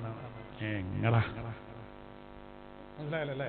അല്ലാതെ ഇപ്പൊ ഞാൻ പെരിയ പോയിക്കാണ്ട് കോളിബെല്ലടിച്ചു, എന്റെ പെണ്ണുങ്ങൾ ആരാന്ന് ചോദിക്കുമ്പോൾ ഇത് മുസ്തഫ വൈസിയാണെന്നൊക്കെ ഇറങ്ങാറായി പറയേണ്ട ആവശ്യമൊന്നുമില്ല, അറി. എന്നാൽ മര്യാദ ശരിക്ക് വ്യക്തത വരുത്തല. അതുകൊണ്ട് അമ്മ എന്ന് ചോദിച്ചപ്പോൾ ജിബ്രീൽ വമമ്മഴക്ക് കൂടെ ആരാന്ന് ചോദിച്ചു. അപ്പൊ പറഞ്ഞു മുഹമ്മദുൻ സല്ലല്ലാഹു അലൈഹി വസല്ലം. അതിൽ വാതിൽ തുറന്നു, സ്വീകരിക്കണം. സ്വീകരണം എന്നൊക്കെ പറഞ്ഞാൽ ഒരു 1.5 സ്വീകരണം. അങ്ങനെ ഓരോ ആകാശത്തും പ്രത്യേകം മലക്കുകളും പ്രവാചകന്മാരും. ആ പ്രവാചകന്മാരിപ്പോൾ ബൈത്തുൽ മുഖദ്ദിസ് കണ്ട് എങ്ങനെ അള്ളാഹു ആലും അവരെന്നെയാണ്. പിന്നെ അതിൽ ചിലരാണ് പ്രത്യേകം നിയോഗിക്കപ്പെട്ടവർ സ്വീകരിക്കേണ്ടത്.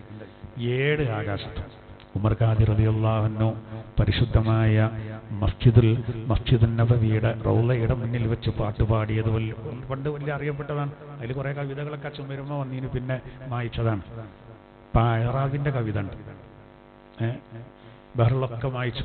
അതിൽ അദ്ദേഹം പാടിയ പാട്ടാണ് ഏത്? ഇത് ജാഹിലാ കുല്ലി സമായി തസഫുഫ റസൂലും വ അംലാക്കും വറാഅൽ മുസ്തഫ ഫീഹിം ഇമാമൻ ഖദ്ദമൂഹു മുശറഫ صلى بكل خلفه مأموما صلوا عليه وسلموا تسليما. മർക്കാലി പാടാണ്. ഓരോ ആകാശത്തേക്കും റസൂൽ ഇങ്ങനെ കയറി മലക്കുകൾ സ്വീകരിച്ചു, പ്രവാചകന്മാരും. എല്ലാവർക്കും നബി സല്ലല്ലാഹു അലൈഹി വസല്ലം തങ്ങൾ എന്തായി? ഇമാമായി. എല്ലാവർക്കും നബി തങ്ങൾ ഇമാമായി. ബാക്കി എല്ലാവരും റസൂലിന്റെ ബാക്കിലാണെന്നുള്ളതാണ്. അങ്ങനെ അങ്ങനെ പോയി. അങ്ങനെയാണ് എന്ത് ചെയ്ത്? സിദ്റത്തുൽ മുൻതഹ കണ്ടു, ബൈത്തുൽ മഅമൂർ കണ്ടു, ഇബ്രാഹിം നബിയുമായിട്ട് സന്ധിച്ചു, നരകം കണ്ടു, സ്വർഗം കണ്ടു. സ്വർഗം കണ്ടപ്പോൾ ഭയങ്കര സന്തോഷമായി. പക്ഷെ നരകം കണ്ടോടുകൂടെ മൂടുപോയി. നരകത്തിൽ കൂടുതൽ പെണ്ണുങ്ങളെ കണ്ടു, സക്കാത്ത് കൊടുക്കാത്ത സമ്പന്നരെ കണ്ടു. പെണ്ണുങ്ങൾ എന്തുകൊണ്ടാകാൻ കാരണം ചോദിച്ചപ്പോൾ ഒന്ന് ഔറത്ത് മറക്കാത്തതാണെന്ന് പറഞ്ഞു. ഔറത്ത് മറക്കാത്തതും പിന്നെ ഭർത്താക്കന്മാരോട് നന്ദികേട് കാട്ടുന്നത് പല കാരണങ്ങളാണ്. അതോടുകൂടെ ആ സന്തോഷം എത്രത്തോളം എന്നറിയോ? മിഅ്റാജ് കഴിഞ്ഞ് വന്ന നബിതങ്ങൾ ഖുതുബ ഓതി. ഖുതുബയിൽ ഇങ്ങനെ പറഞ്ഞു, ലൗ തഅലമൂന മാ അഅലമു ലളഹിത്തും ഖലീലാ വലബകൈതും കസീറാ. ഇതിന് പറഞ്ഞോടുകൂടെ അബൂബക്കർ റളിയല്ലാഹു അൻഹു അടക്കം മോറ് പൊത്തി കരയാൻ തുടങ്ങി. കൂട്ടക്കരച്ചിലായി മദീന പള്ളിയിൽ. എന്തായാലും പറയുന്നത്, ലൗ തഅലമൂന മാ അഅലമു, ഞാൻ ആ കണ്ടതൊക്കെ മക്കളെ നിങ്ങളും കണ്ടിരുന്നെങ്കിൽ ലളഹിത്തും ഖലീലാ, നിങ്ങൾ കുറച്ചേ ചിരിക്കുള്ളൂ, ഈ ചിരിയും കളിയൊന്നും ഉണ്ടാവില്ല. വലബകൈതും കസീറാ, നിങ്ങൾ കൂടുതലും കരയായിരിക്കും. നമ്മളിപ്പോൾ RCCയിലൊക്കെ ഒന്ന് പോയി, നമ്മുടെ രോഗികളെ കണ്ടു. 100 കണക്കിന് രോഗികൾ ക്യാൻസറും ട്യൂമറൊക്കെ ബാധിച്ചു, വേദന സഹിക്കാൻ കഴിയാതെ പടിയ, തലക്ക് പ്രയാസം സഹിച്ചിട്ട് ബെഡിലിട്ടിട്ട് തല അടിക്കുക. നമ്മൾ വീട്ടിൽ വരുമ്പോൾ എത്ര നല്ല ഫുഡ് ഭാര്യമാർ ഒരുക്കി തന്നാലും നമുക്ക് കഴിക്കാൻ കഴിയില്ല. ഇതിന്റെ തീവ്രത നമ്മൾ എത്ര അവരോട് പറഞ്ഞാലും അവർക്ക് നമ്മളത്ര ഉണ്ടാവില്ല. കാരണം നമ്മൾ കണ്ടു, നരകം നേരിട്ട് കണ്ട നബിതങ്ങൾ. ഞാൻ ആ കണ്ടത് നിങ്ങൾ കണ്ടിരുന്നെങ്കിൽ നിങ്ങൾ കുറച്ചേ ചിരിക്കുള്ളൂ, കൂടുതൽ നിങ്ങൾ കരയായിരിക്കും. ഒരുപാട് നബിതങ്ങൾ കണ്ടു, ഒരുപാട് സന്തോഷമുള്ള കുറെ കണ്ടു. ദാറുന്നൂർ എന്നൊരു ഇത് കണ്ടു, മനോഹരമായ പിന്നെ ഒരു കൊട്ടാരം. ജിബ്രീൽ എന്ന മലക്കിനോട് ചോദിച്ചത് ആർക്കുള്ളതാണ്? ദാറുന്നൂർ. പിന്നെ ബൈത്തുൽ ഹംദ്, ചെറിയ കുട്ടികൾ മരിച്ചാൽ നല്ല ക്ഷമിച്ച മാതാപിതാക്കൾക്കുള്ള, ചെറുപ്പത്തിൽ കുട്ടികൾ മരിച്ച മാതാപിതാക്കൾക്കുള്ള ബൈത്തുൽ ഹംദ്. ദാറുന്നൂർ ആയിരിക്കാം. ജിബ്രീൽ എന്ന മലക്ക് പറഞ്ഞു, നബിയെ, അത് ഭക്ഷണം കഴിക്കുമ്പോഴും എന്ത് കാര്യം തുടങ്ങുമ്പോഴും ബിസ്മി ചൊല്ലിയ ആളുകൾക്കുള്ളതാണത്. ഒരു വളരെ സിമ്പിൾ കാര്യമാണ്. ഇന്നത്തെ ക്ലാസ്സിന്റെ ഒരു സമ്മാനം അതാകട്ടെ. എന്ത് കാര്യത്തിന് നമ്മൾ ബിസ്മില്ലാഹിർ റഹ്മാനിർ റഹീം എന്ന് പറഞ്ഞ് തുടങ്ങുകയാണെങ്കിൽ അതുകൊണ്ട് നാളെ നമുക്ക് കിട്ടാൻ പോകുന്ന ഇവിടെ വർക്കത്തും കിട്ടും, കാര്യങ്ങളിലൊക്കെ വിജയം ഉണ്ടാവും. നാളെ നമുക്ക് എന്തുണ്ടാവും? അവിടെ ദാറുന്നൂർ, പ്രകാശഭവനം അവർക്കുള്ള. മുഹമ്മദ് സൂറത്തിൽ പറയുന്നൊരു വിഷയമുണ്ട്, അത് മിറാജിന്റെ യാത്രയിൽ കണ്ടതാ. മുഹമ്മദ് സൂറത്തിൽ ഒരു 4 അരുവി പറയുന്നു. ഒന്ന് കള്ളിൻ്റെത്, മറ്റൊന്ന് പാലിൻ്റെത്, ഒന്ന് തേനിൻ്റെത്, ഒന്ന് ശുദ്ധമായ വെള്ളം. അത് 4 നബിതങ്ങൾ കണ്ടപ്പോൾ ജിബ്രീൽ എന്ന മലക്കിനോട് ചോദിച്ചു, ജിബ്രീൽ, എവിടെ നിന്നാണ് ഈ 4 അരുവികൾ വരുന്നത്? അപ്പോൾ ജിബ്രീൽ എന്ന മലക്ക് പറഞ്ഞു, വരുന്നത് എവിടുന്ന് അറിയില്ല, ഇത് സമാപിക്കുന്നത് ഹൗദുൽ കൗസറിലാണ്. അപ്പൊ പിന്നെ നബിതങ്ങളോട് പിന്നെ ചോദിച്ചു, നിങ്ങൾക്ക് കാണണോ ചോദിച്ചു. കാണണം എന്നാ വരിക. അതിമനോഹരമായ ഒരു താഴികക്കുടം കാണിച്ചു കൊടുത്തു, ഒരു താഴികക്കുടം. എന്നിട്ട് മഹാനായ നബിതങ്ങളോട് ജിബ്രീൽ എന്ന മലക്ക് പറഞ്ഞു, നബിയെ, നിങ്ങൾ ബിസ്മി ചൊല്ലിയാൽ അതിന്റെ കവാടം തുറക്കുന്നു. ബിസ്മിയാണ് ചൊല്ലി, കവാടാണ് തുറന്നു. ഉള്ളിൽ 4 തൂണ്, ഓരോ തൂണിൽ നിന്നും ഓരോ അരുവി. ഇത് മിറാജിന്റെ യാത്രയിൽ കണ്ടതാണ്. സൂറത്ത് മുഹമ്മദിൽ പറയുന്നുണ്ട്, ആയത്ത് പറയുന്നുണ്ട്. ഒന്ന് അതായത് ഒരു 4 കാര്യം. അതിൽ ഒരു കാര്യം ബിസ്മില്ലാഹിർ റഹ്മാനിർ റഹീം എഴുതിയിട്ടുണ്ട്. അതിന്റെ ബിസ്മിയിലെ മീമിലൂടെയാണ് ശുദ്ധമായ വെള്ളം വരുന്നത്. സാധാ പച്ചവെള്ളം, മുത്തുകളെ പോലെ ഇങ്ങനെ നല്ല തെളിഞ്ഞ വെള്ളം. മിമ്മാ ഇൻ ഗൈരി ആസിൻ നഗുറമ, ഒരു കളർഫുല്ലാത്ത വെള്ളം. അടുത്ത തൂണ് അയിമത്തെ ബിസ്മിയിലെ ബിസ്മില്ലാഹി, ആ ഹായിലൂടെയാണ് ഒരു പുഴ വരുന്നത്. പിന്നെ ബിസ്മില്ലാഹിർ റഹ്മാനിർ റഹീം എന്നുള്ളിടത്തെ റഹ്മാനിലെ മീമിലൂടെ ഒന്ന്, റഹീമിലെ മീമിലൂടെ ഒന്ന്, അതിൽ ഒന്ന് തേനാണ്. മിൻ അസലി മുസഫ എന്നാ ഖുർആൻ പറഞ്ഞത്. ഒരു കലർപ്പും ഇല്ലാത്ത ശുദ്ധമായ തേൻ. പാലിനെ പറ്റി പറഞ്ഞതോ മിൻ ലബനിൻ എന്ന് പറഞ്ഞിട്ട് ഖുർആൻ പറയുന്നുണ്ട്. അതിൽ എന്തില്ല, കേടുവരാത്ത നല്ല സ്വച്ഛമായ പാല്. പാല് വേഗം കേടുവരും. നല്ല ഒന്നാം തരം പാല്. ലം യതഗയ്യർ തഅ്മു മുഹമ്മദ് സൂറത്തിൽ പറയുന്നുണ്ട്. അതിന്റെ രുചിക്കൊരു ഭംഗം വരില്ല. നമുക്ക് പാല് പറഞ്ഞാൽ നമ്മൾ ഫ്രിഡ്ജിലൊന്നും വെച്ചിട്ടില്ലെങ്കിൽ അത് വേറെ എന്തെങ്കിലും ആവും, അതിന് കുടിക്കാൻ പറ്റില്ല. എന്നാൽ അതിനൊരു കേടുമില്ല. ഇങ്ങനത്തെ 4 ഇതൊക്കെ അന്ന് കണ്ടതാണ്. അതൊക്കെ കണ്ട് ഒരു പ്രത്യേക സ്ഥലത്തെത്തി ബഹ്റുന്നൂർ അറിയും.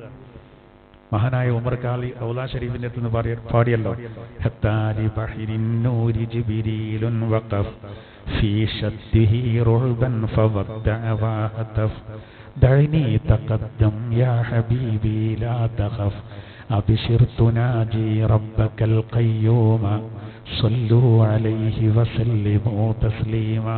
ഒരു പ്രത്യേക ഏരിയയിലെത്തിയപ്പോൾ ജിബ്രീൽ എന്ന മലക്ക് വരാൻ, നിങ്ങൾ ഒറ്റക്ക് പോകണം നബിയെ, ഒറ്റക്ക് പോകണം. അതിലാണ് പേടിച്ചുട്ടോ. കാരണം തീരെ പരിചയമില്ലാത്തൊരു ഏരിയ.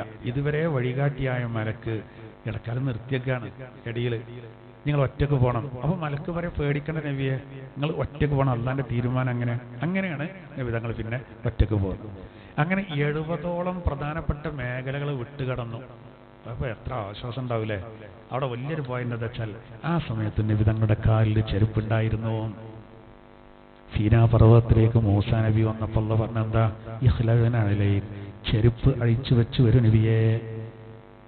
ചെരുപ്പ് ഒരു കാര്യപ്പെട്ട സ്ഥലത്തേക്ക് വരുമ്പോൾ ചെരുപ്പൊക്കെ പുറത്ത് ഒന്ന് ചെരുപ്പ് അഴിച്ചു വെക്കാൻ തന്നെ. ഞാൻ വേറൊരു അർത്ഥം കൂടി ഉണ്ട്. എന്താ, മൂസാ നബി അങ്ങോട്ട് പോകുമ്പോൾ മൂസാ നബിന്റെ മനസ്സിൽ 2 കാര്യങ്ങൾ ഇങ്ങനെ അരട്ടുന്നുണ്ട്. ഒന്ന്, മൂസാ നബിയുടെ ഭാര്യയായ ശുഐബ് നബിയുടെ മകളായ അവരുടെ പത്നി, അവർ ഗർഭിണിയായിരുന്നു, പൂർണ്ണ ഗർഭിണിയാണ്. അപ്പോൾ മൂസാ നബി അള്ളാനായിട്ട് സംസാരിക്കാൻ പോയപ്പോൾ മനസ്സിൽ പെണ്ണിപ്പോൾ ഒന്നുമില്ല. നമ്മളുണ്ടല്ലോ, നമുക്കിപ്പോൾ ഭാര്യമാരോ മക്കളൊക്കെ വീട്ടിലങ്ങനെ ഗർഭിണികൾ ഉണ്ടെങ്കിൽ എപ്പോഴും സംഭവിക്കുക, പ്രസവം നടക്കുന്നുണ്ടെങ്കിൽ ആശുപത്രിയിൽ പോകണം എന്നൊക്കെ ഉണ്ടെങ്കിൽ നമ്മളിങ്ങനെ എടുക്കും പോയാലൊരു സമാധാനം ഉണ്ടാവില്ല, വേഗം വരും വീട്ടിൽ. എന്നപോലെ മൂസാ നബിന്റെ മനസ്സിൽ ഈ ചിന്ത ഇങ്ങനെ വന്നു, പെണ്ണുങ്ങൾ. വേറൊന്നും എന്താ അറിയോ, ഇവർ കുറച്ച് ആടാളുണ്ടായിരുന്നു, ആട്ടാരെങ്കിലും കൊണ്ടുപോകുന്നുള്ള, അത് മാനുഷികമല്ല. അപ്പൊ അള്ളാഹു താല ഇഖ്ലഅനലൈക്ക് പറഞ്ഞാലേ ഇപ്പൊ എന്നിട്ടും സംസാരിക്കാൻ വന്നാണ്. ദുനിയാവിന്റെ 2 കാര്യം നമ്മൾ പെണ്ണും പരിശായി എന്നറിയില്ലേ, ആ പെണ്ണും ആടും ഇറക്കി ചെളിയും ഇപ്പൊ മനസ്സിൽ വേണ്ടെന്നാണ്. അതൊന്ന്. മറ്റത് നേരെ ചെരുപ്പൂര്യക്കലും തന്നെ. എന്നാലോ നോക്കൂ നിങ്ങൾ, 7 ആകാശത്തിനപ്പുറത്ത് ഈ കൂടിക്കാഴ്ചക്ക് അല്ലാഹു ആ ഏരിയ തെരഞ്ഞെടുത്തു. മലക്കുകൾക്ക് പോലും പ്രവേശിക്കാനില്ല പാടില്ലാത്ത മേഖലയിലേക്ക് മുത്തുനബി കയറുമ്പോൾ 2 ചെരുപ്പുണ്ടായിരുന്നു. ആ ചെരുപ്പ് ഇവിടുന്ന് കൊണ്ട് ഇട്ടുപോയ ചെരുപ്പാ. നബിതങ്ങൾ മക്കത്ത് നിന്ന് ഇട്ടുപോയ ചെരുപ്പാണ്. ആ ചെരുപ്പിന്റെ രൂപം പറയുന്നുണ്ട്, ഏകദേശം ഇങ്ങനെ പോയിട്ട് ഇങ്ങനെയുള്ളൊരു ചെരുപ്പാണ്. ആ ചെരുപ്പിന്റെ മോഡൽ കിതാബിൽ നിന്ന് ഇങ്ങനെ അതേപോലെ അതിന്റെ അളവൊക്കെ മനസ്സിലാക്കിയിട്ട് വരച്ചു. ആര്? യൂസുഫ് നബ്ഹാനി റഹിമഹുല്ലാ. എന്നിട്ട് വരച്ചിട്ട് അതിന്റെ മുകളിൽ മൂപ്പര് കവിത എഴുതി,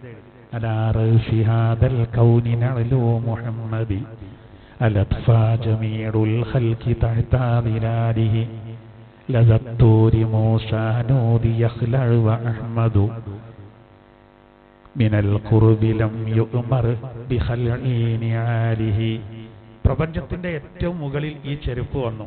മൂസാ നബി അള്ളാഹിനോട് അടുത്തപ്പോൾ ചെരുപ്പ് ഊരിയാക്കാൻ പറഞ്ഞു. സംസാരിക്കാൻ ചെന്നപ്പോൾ അള്ളാഹുവിനോട് വളരെ അടുത്തപ്പോഴും നബിയോട് ചെരുപ്പ് ഊരി വെക്കാൻ പറഞ്ഞില്ല. നമ്മുടെ നബിയുടെ സ്ഥാനാണത്. ആ ചെരുപ്പ് പ്രപഞ്ചത്തിന്റെ ഏറ്റവും മുകളിലും അണ്ടകടാഹങ്ങൾ മുഴുവനും അതിന്റെ താഴെ വന്നു എന്നാ യൂസുഫ് നബ്ഹാനി റഹിമഹുല്ലാ എഴുതുന്നുണ്ട്. അതൊരു യാഥാർത്ഥ്യമാണ്. ഒരു മൂപ്പര് എന്ത് ചെയ്തു അറിയോ, ഞാൻ ഈ ചെരുപ്പിന് ഖിദ്മത്തെടുക്കുകയാണ്.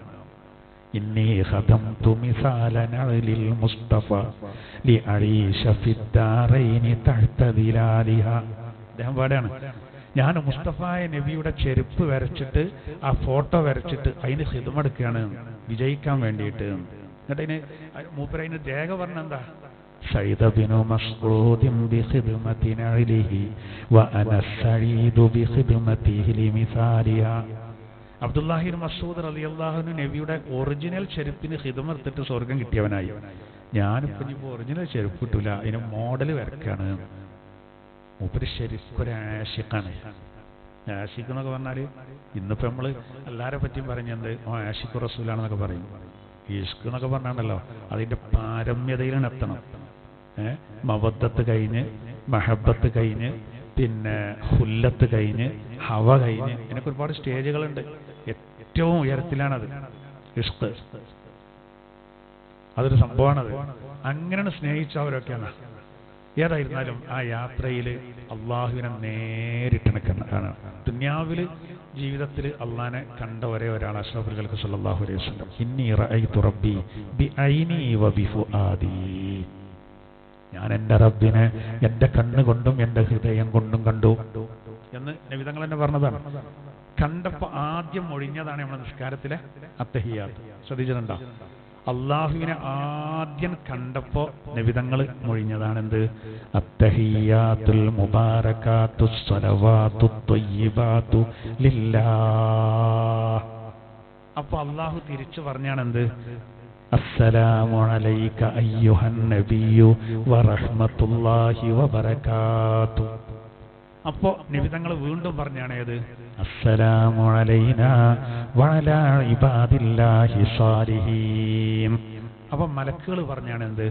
അഷ്ഹദു അല്ലാ ഇലാഹ ഇല്ലല്ലാഹ് വ അഷ്ഹദു അന്ന മുഹമ്മദർ റസൂലുള്ളാഹ്.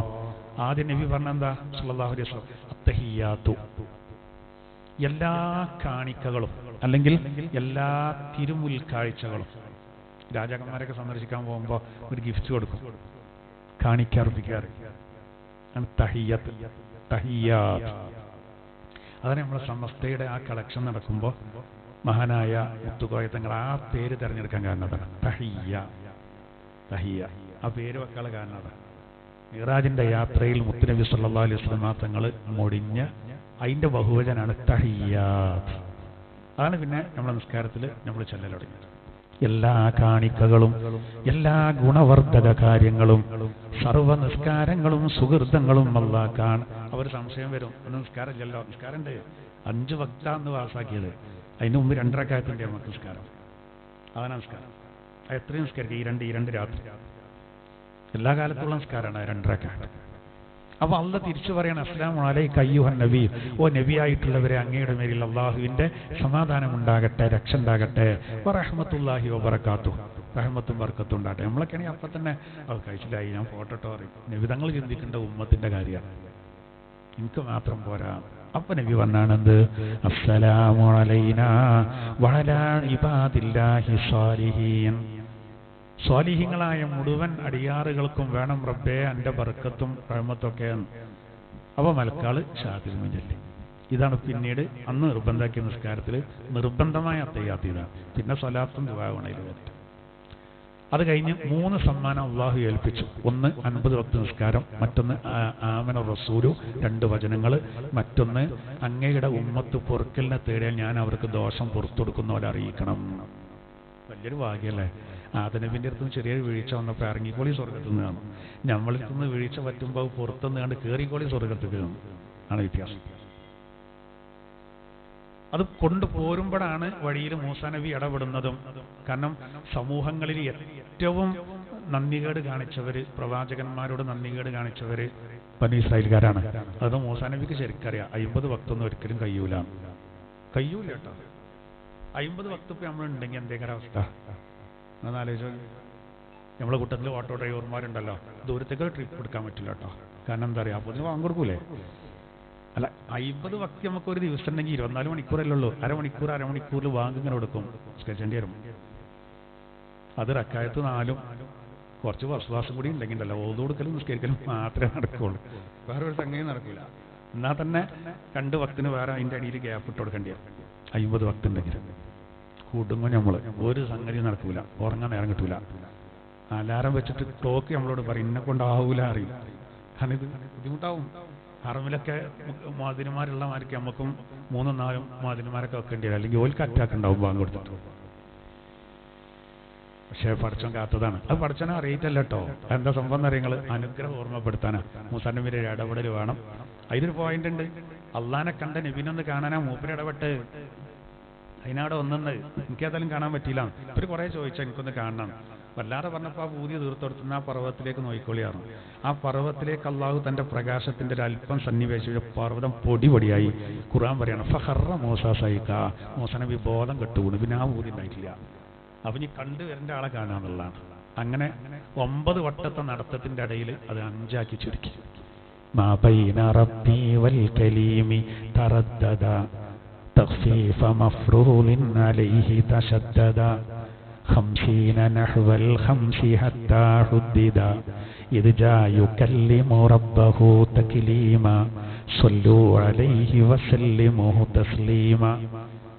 9 വട്ടം മൂസാ നബിയുടെയും അള്ളാഹുവിന്റെ ഇടയിൽ നബി തങ്ങൾ 50 വക്ത് 5 ലഘൂകരിക്കാൻ അങ്ങോട്ടും ഇങ്ങോട്ടും നടന്നു. അങ്ങനെ നേരം വെളുത്തപ്പോഴേക്ക് എവിടെ എത്തി? അതിന്റെ മുമ്പ് സുബഹിന്റെ മുമ്പ് പെരിയിലെത്തി. നേരം വെളുത്തപ്പോൾ ഈ അത്ഭുത യാത്രയെ പറ്റി ജനങ്ങളോട് പറഞ്ഞു. സ്വഹാബത്തിനൊക്കെ ഭയങ്കര സന്തോഷമായി. നബിതങ്ങൾക്ക് അള്ളാഹു കൊടുത്ത വലിയൊരു മഹത്താണെന്ന് മനസ്സിലാക്കി. അബൂജഹൽ അടക്കം ആഘോഷിച്ചു. ഇത് പെരുന്തള്ളാണ് എന്ന് പറഞ്ഞിട്ട് കളിയാക്കാനൊരു അവസരം കിട്ടി. നമ്മളിവിടെ എന്താ അറിയോ? സിദ്ദീഖ് റളിയല്ലാഹു അൻഹു നിലപാട് സ്വീകരിക്കാം. അബൂബക്കർ റളിയല്ലാഹു അൻഹുവിനോട് ചെന്നിട്ട് പറഞ്ഞു അത്രേ അബൂജഹൽ, ഞാനൊരു 5 മിനിറ്റ് അങ്ങോട്ടാക്കി മനഃപൂർവ്വട്ടം നമ്മളെ പള്ളിന്റെ പണിയെടുക്കുകയാണ്. അത് നമ്മളെ ഈ വയറു ഇതൊക്കെ അലങ്കോലപ്പെട്ട് കിടക്കുകയായിരുന്നു. അത് നമ്മൾ ഇന്ന് 10 മിനിറ്റ് കഴിഞ്ഞിട്ടാണ് തുടങ്ങിയിട്ടുണ്ട്. അപ്പോൾ ഞാനോട് വരുമ്പോഴാണ് സൗണ്ട് ക്ലിയർ ആകുന്നത്. കറണ്ട് ചെറിയൊരു പ്രയാസം ഉണ്ടായിരുന്നു. അപ്പോൾ നമ്മളെന്നും ഷാർപ്പ് ടൈമാട്ടെ നമ്മളെ ടൈം. ഒന്ന് നമ്മൾ 30-ന് ദ്വാരക്കുണ്ടാണ്. ഞാൻ മനഃപൂർവ്വം 10 മിനിറ്റ് നമുക്ക് നേരത്തെ നഷ്ടപ്പെട്ടുകൊണ്ട് ഇങ്ങോട്ട് ബാഗ് കടിച്ചാണ്. ഇൻഷാ അല്ലാഹ് ഈ വിഷയമാണ് പറഞ്ഞാണ്ട് ആ കറക്റ്റിൽ നമുക്ക് നിർത്തും. അപ്പോൾ നോക്കൂ നിങ്ങൾ. അപ്പോൾ നബി സല്ലല്ലാഹു അലൈഹി വസല്ലം തങ്ങളെ സംബന്ധിച്ചിടത്തോളം അൽഹംദുലില്ലാഹ് സിദ്ദീഖ് റളിയല്ലാഹു അൻഹു നിലപാട്. മൂപ്പരുടെ അബൂജഹൽ എന്ന് പറഞ്ഞിട്ട് പറഞ്ഞെന്താ, നിങ്ങളും തള്ളുന്ന ഒന്ന് നിങ്ങളെ പ്രവാചകന് പറയുന്നുണ്ട്. ഇന്നലെ രാത്രി ഇങ്ങനെയൊക്കെ പോയി വന്നു, അത്രയും നുണയല്ല അത്. പറഞ്ഞ എൻ്റെ റസൂൽ അങ്ങനെ പറയുന്നുണ്ടെങ്കിൽ സത്യമാണ്. എന്നിട്ട് അദ്ദേഹം നബിയുടെ അരികെ നബി ഈ കഥയൊക്കെ പറഞ്ഞു കൊടുത്തപ്പോൾ ഇടക്കിടക്ക് അദ്ദേഹം ഇങ്ങനെ പറഞ്ഞു അത്രേ സദഖത യാ റസൂലല്ലാഹ്, നിങ്ങൾ സത്യ പറയുന്നത്. നമ്മളൊക്കെയാണെങ്കിൽ എന്ത് ചെയ്യുന്നറിയോ? ആർക്കറിയാം, അങ്ങനെ വരും മനസ്സിൽ ഉണ്ടേക്കും ഇയാക്കൂലല്ലോ മട്ടക്കണമ ചവിട്ടിയാൽ മരിക്കേക്കാരം. അബൂബക്കർ റളിയല്ലാഹു അൻഹുവിനോട് നബി ഈ കാര്യം ഇങ്ങനെ പറയുമ്പോഴേ നബി ഇങ്ങനെ പറഞ്ഞു കൊടുക്കാൻ ഞാൻ അവിടെ പോയി പിന്നെ ഇങ്ങനായി നബീനെ നിർത്തുമ്പോൾ അപ്പം പറയും സദഖത യാ റസൂലല്ലാഹ്. സംശയമൊന്നുമില്ല. ഒക്കെ പറഞ്ഞു കഴിഞ്ഞപ്പോൾ പറഞ്ഞു അഷ്ഹദു അന്നക റസൂലുള്ളാഹി ഹഖാ, സത്യമായിട്ടും അങ്ങ് അള്ളാന്റെ റസൂൽ തന്നെയാണ്. അവൻ നബി വിട്ടുകൊടുത്തില്ല. വഅഷ്ഹദു അന്നക സിദ്ദീഖു ഹഖാ, സത്യമായിട്ടും അങ്ങൊരു സിദ്ദീഖ് തന്നെയാണ്. എന്നാ പേരിട്ട് പരമസത്യവാൻ. ഒരു കഴിച്ചിലായി. നിങ്ങളൊരു സിദ്ദീഖാണ് അബൂബക്കറെ. അങ്ങനെ പറഞ്ഞു കൊടുത്തു, നിങ്ങളൊരു സിദ്ദീഖാണെന്ന് ഞാനും സാക്ഷ്യം വഹിക്കുന്നു. അപ്പൊ ഇസ്രാ മിഅ്റാജിന്റെ വിഷയത്തിൽ അങ്ങനെ ഉണ്ടാവില്ലേന്ന് തർക്കിക്കരുത്. ഉടലോടുകൂടെ പോയതാണ് അവിടെ സംഭവം. അത് അബൂബക്കർ തന്നെ സാക്ഷ്യപ്പെടുത്തി മൂപ്പരൊപ്പം കൂടാനാണ് വിധങ്ങൾ നമ്മളോട് പറഞ്ഞത്.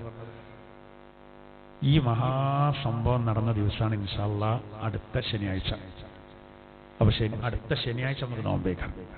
അടുത്ത ശനിയാഴ്ച നോമ്പ്, അതിന്റെ രാവ് വെള്ളിയാഴ്ചയേക്കാം. നമ്മൾ എന്തെങ്കിലുമൊക്കെ സന്തോഷത്തിന് വേണ്ടി മധുരമൊക്കെ ഉണ്ടാക്കുമല്ലോ, അത് വെള്ളിയാഴ്ച രാത്രി. ശനിയാഴ്ച അതിന്റെ നോമ്പ് നോൽക്കുക. അള്ളാഹു തആല തൗഫീഖ് ചെയ്യട്ടെ. ഇത് ഞാൻ ഇത്രയും പറഞ്ഞെന്തിനറിയോ? ഈസാ നബി അലൈഹി സ്വലാത്തു വസ്സലാമിന് ഒരു മഹത്വം കൊടുത്തപ്പോൾ അതിന്റെ പേരിൽ അവർ ദൈവപുത്രനും ദൈവമാക്കി. അങ്ങനെ ഇവിടെ എന്താക്കണം? അപ്പൊ അതൊന്നുമില്ല. ആ ഓരോരുത്തർക്കും അള്ളാഹു കൊടുത്തത് അംഗീകരിക്കാം. വഖാലൽ മസീഹു, അതിന് അർത്ഥം വെച്ചിട്ട് നമുക്ക് ദ്വാരക്കാം. വഖാലൽ മസീഹു, ഈസാ നബി അലൈഹി സ്വലാത്തു വസ്സലാം പറഞ്ഞു, യാ ബനി ഇസ്രായീൽ, ഓ ഇസ്രായേൽ സന്തതികളെ, യാ ബനി ഇസ്രായീൽ ഉബ്ദുല്ലാഹ്, നിങ്ങൾ അല്ലാഹ്ക്ക് മാത്രം ആരാധിക്കണം. റബ്ബി വറബ്ബുക്കും, റബ്ബക്കും, എന്റെയും നിങ്ങളുടെയും റബ്ബായ അല്ലാഹ്ക്ക്. ഈസാ നബി അങ്ങനെ പറഞ്ഞു, നിങ്ങൾ അല്ലാഹ്ക്ക് ആരാധിക്കണം. ഇവര് പറയാ ഈസാ നബി അള്ളയാണ്. ഇന്നഹു മൻ യുശ്രിക് ബില്ലാഹ്, ഈസാ നബി അങ്ങനെയാണ് പഠിപ്പിച്ചത്. അള്ളാഹനെ കൊണ്ട് ആരെങ്കിലും ശിർക്ക് വച്ചാൽ ഫഖദ് ഹറമല്ലാഹു അലൈഹിൽ ജന്ന, അവരുടെ മേലിൽ സ്വർഗ്ഗം അല്ലാഹു നിഷിദ്ധമാക്കും. വമഅവാഹുന്നാർ, നരകം അല്ലാഹു അവരുടെ മേലിൽ അവരുടെ സങ്കേതമാക്കും. വമാലില്ലാലിമീന മിൻ അൻസ്വാർ, അക്രമകാരികൾക്ക് സഹായികളായിട്ട് ആരും ഉണ്ടാകില്ല തന്നെ. അല്ലാഹു അക്രമകാരികൾക്ക് ആരും സഹായികളായിട്ട് ഉണ്ടാവില്ല. ബിസ്മില്ലാഹിർ റഹ്മാനിർ റഹീം. ലഖദ് അഖദ്നാ മീസാഖ ബനീ ഇസ്രായീൽ, തീർച്ചയായിട്ടും ബനൂ ഇസ്രായേൽ സന്തതികളോട് നാം ഉടമ്പടി ചെയ്തു. വഅർസൽനാ ഇലൈഹിം റുസുലാ, അവരിലേക്ക് നാം ദൂതന്മാരെ അയച്ചു.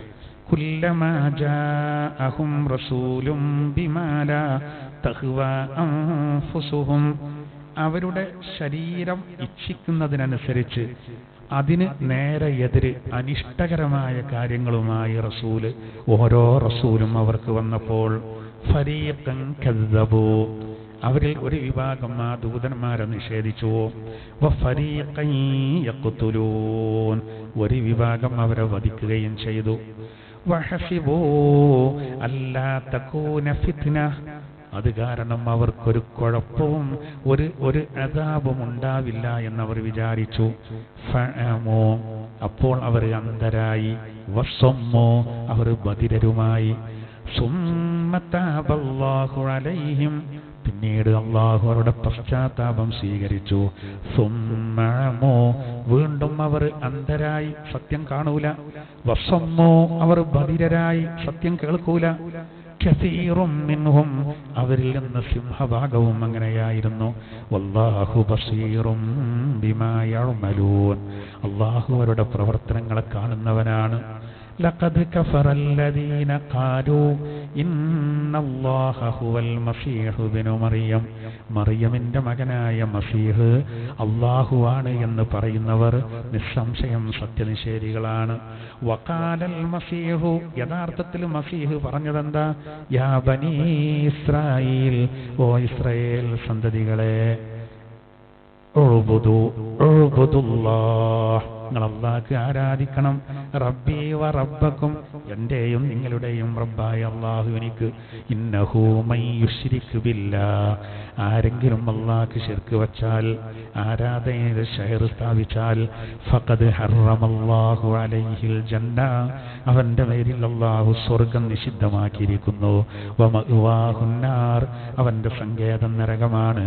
വമാ ലിൽളാലിമീന മിൻ അൻസാർ, അക്രമകാരികളായ ആളുകൾക്ക് സഹായികളായിട്ട് ആരും തന്നെയില്ല. ബിസ്മില്ലാഹിർ റഹ്മാനിർ റഹീം. ലഖദ് അഖദ്നാ മീസാഖ ബനീ ഇസ്രായീൽ വഅർസൽനാ ഇലൈഹിം റുസുലാ കുല്ലമാ ജാഅഹും റസൂലും ബിമാ ലാ തഹ്വാ അൻഫുസുഹും ഫരീഖൻ കദ്ദബൂ വഫരീഖൻ യഖ്തുലൂൻ വഹസിബൂ അല്ലാ തകൂന ഫിത്നത്തുൻ ഫഅമൂ വസമ്മൂ സുമ്മ താബല്ലാഹു അലൈഹിം ثم عموا وصموا كثير منهم والله بصير بما يعملون لقد كفر الذين قالوا إن الله هو المسيح ابن مريم وقال المسيح يا بني إسرائيل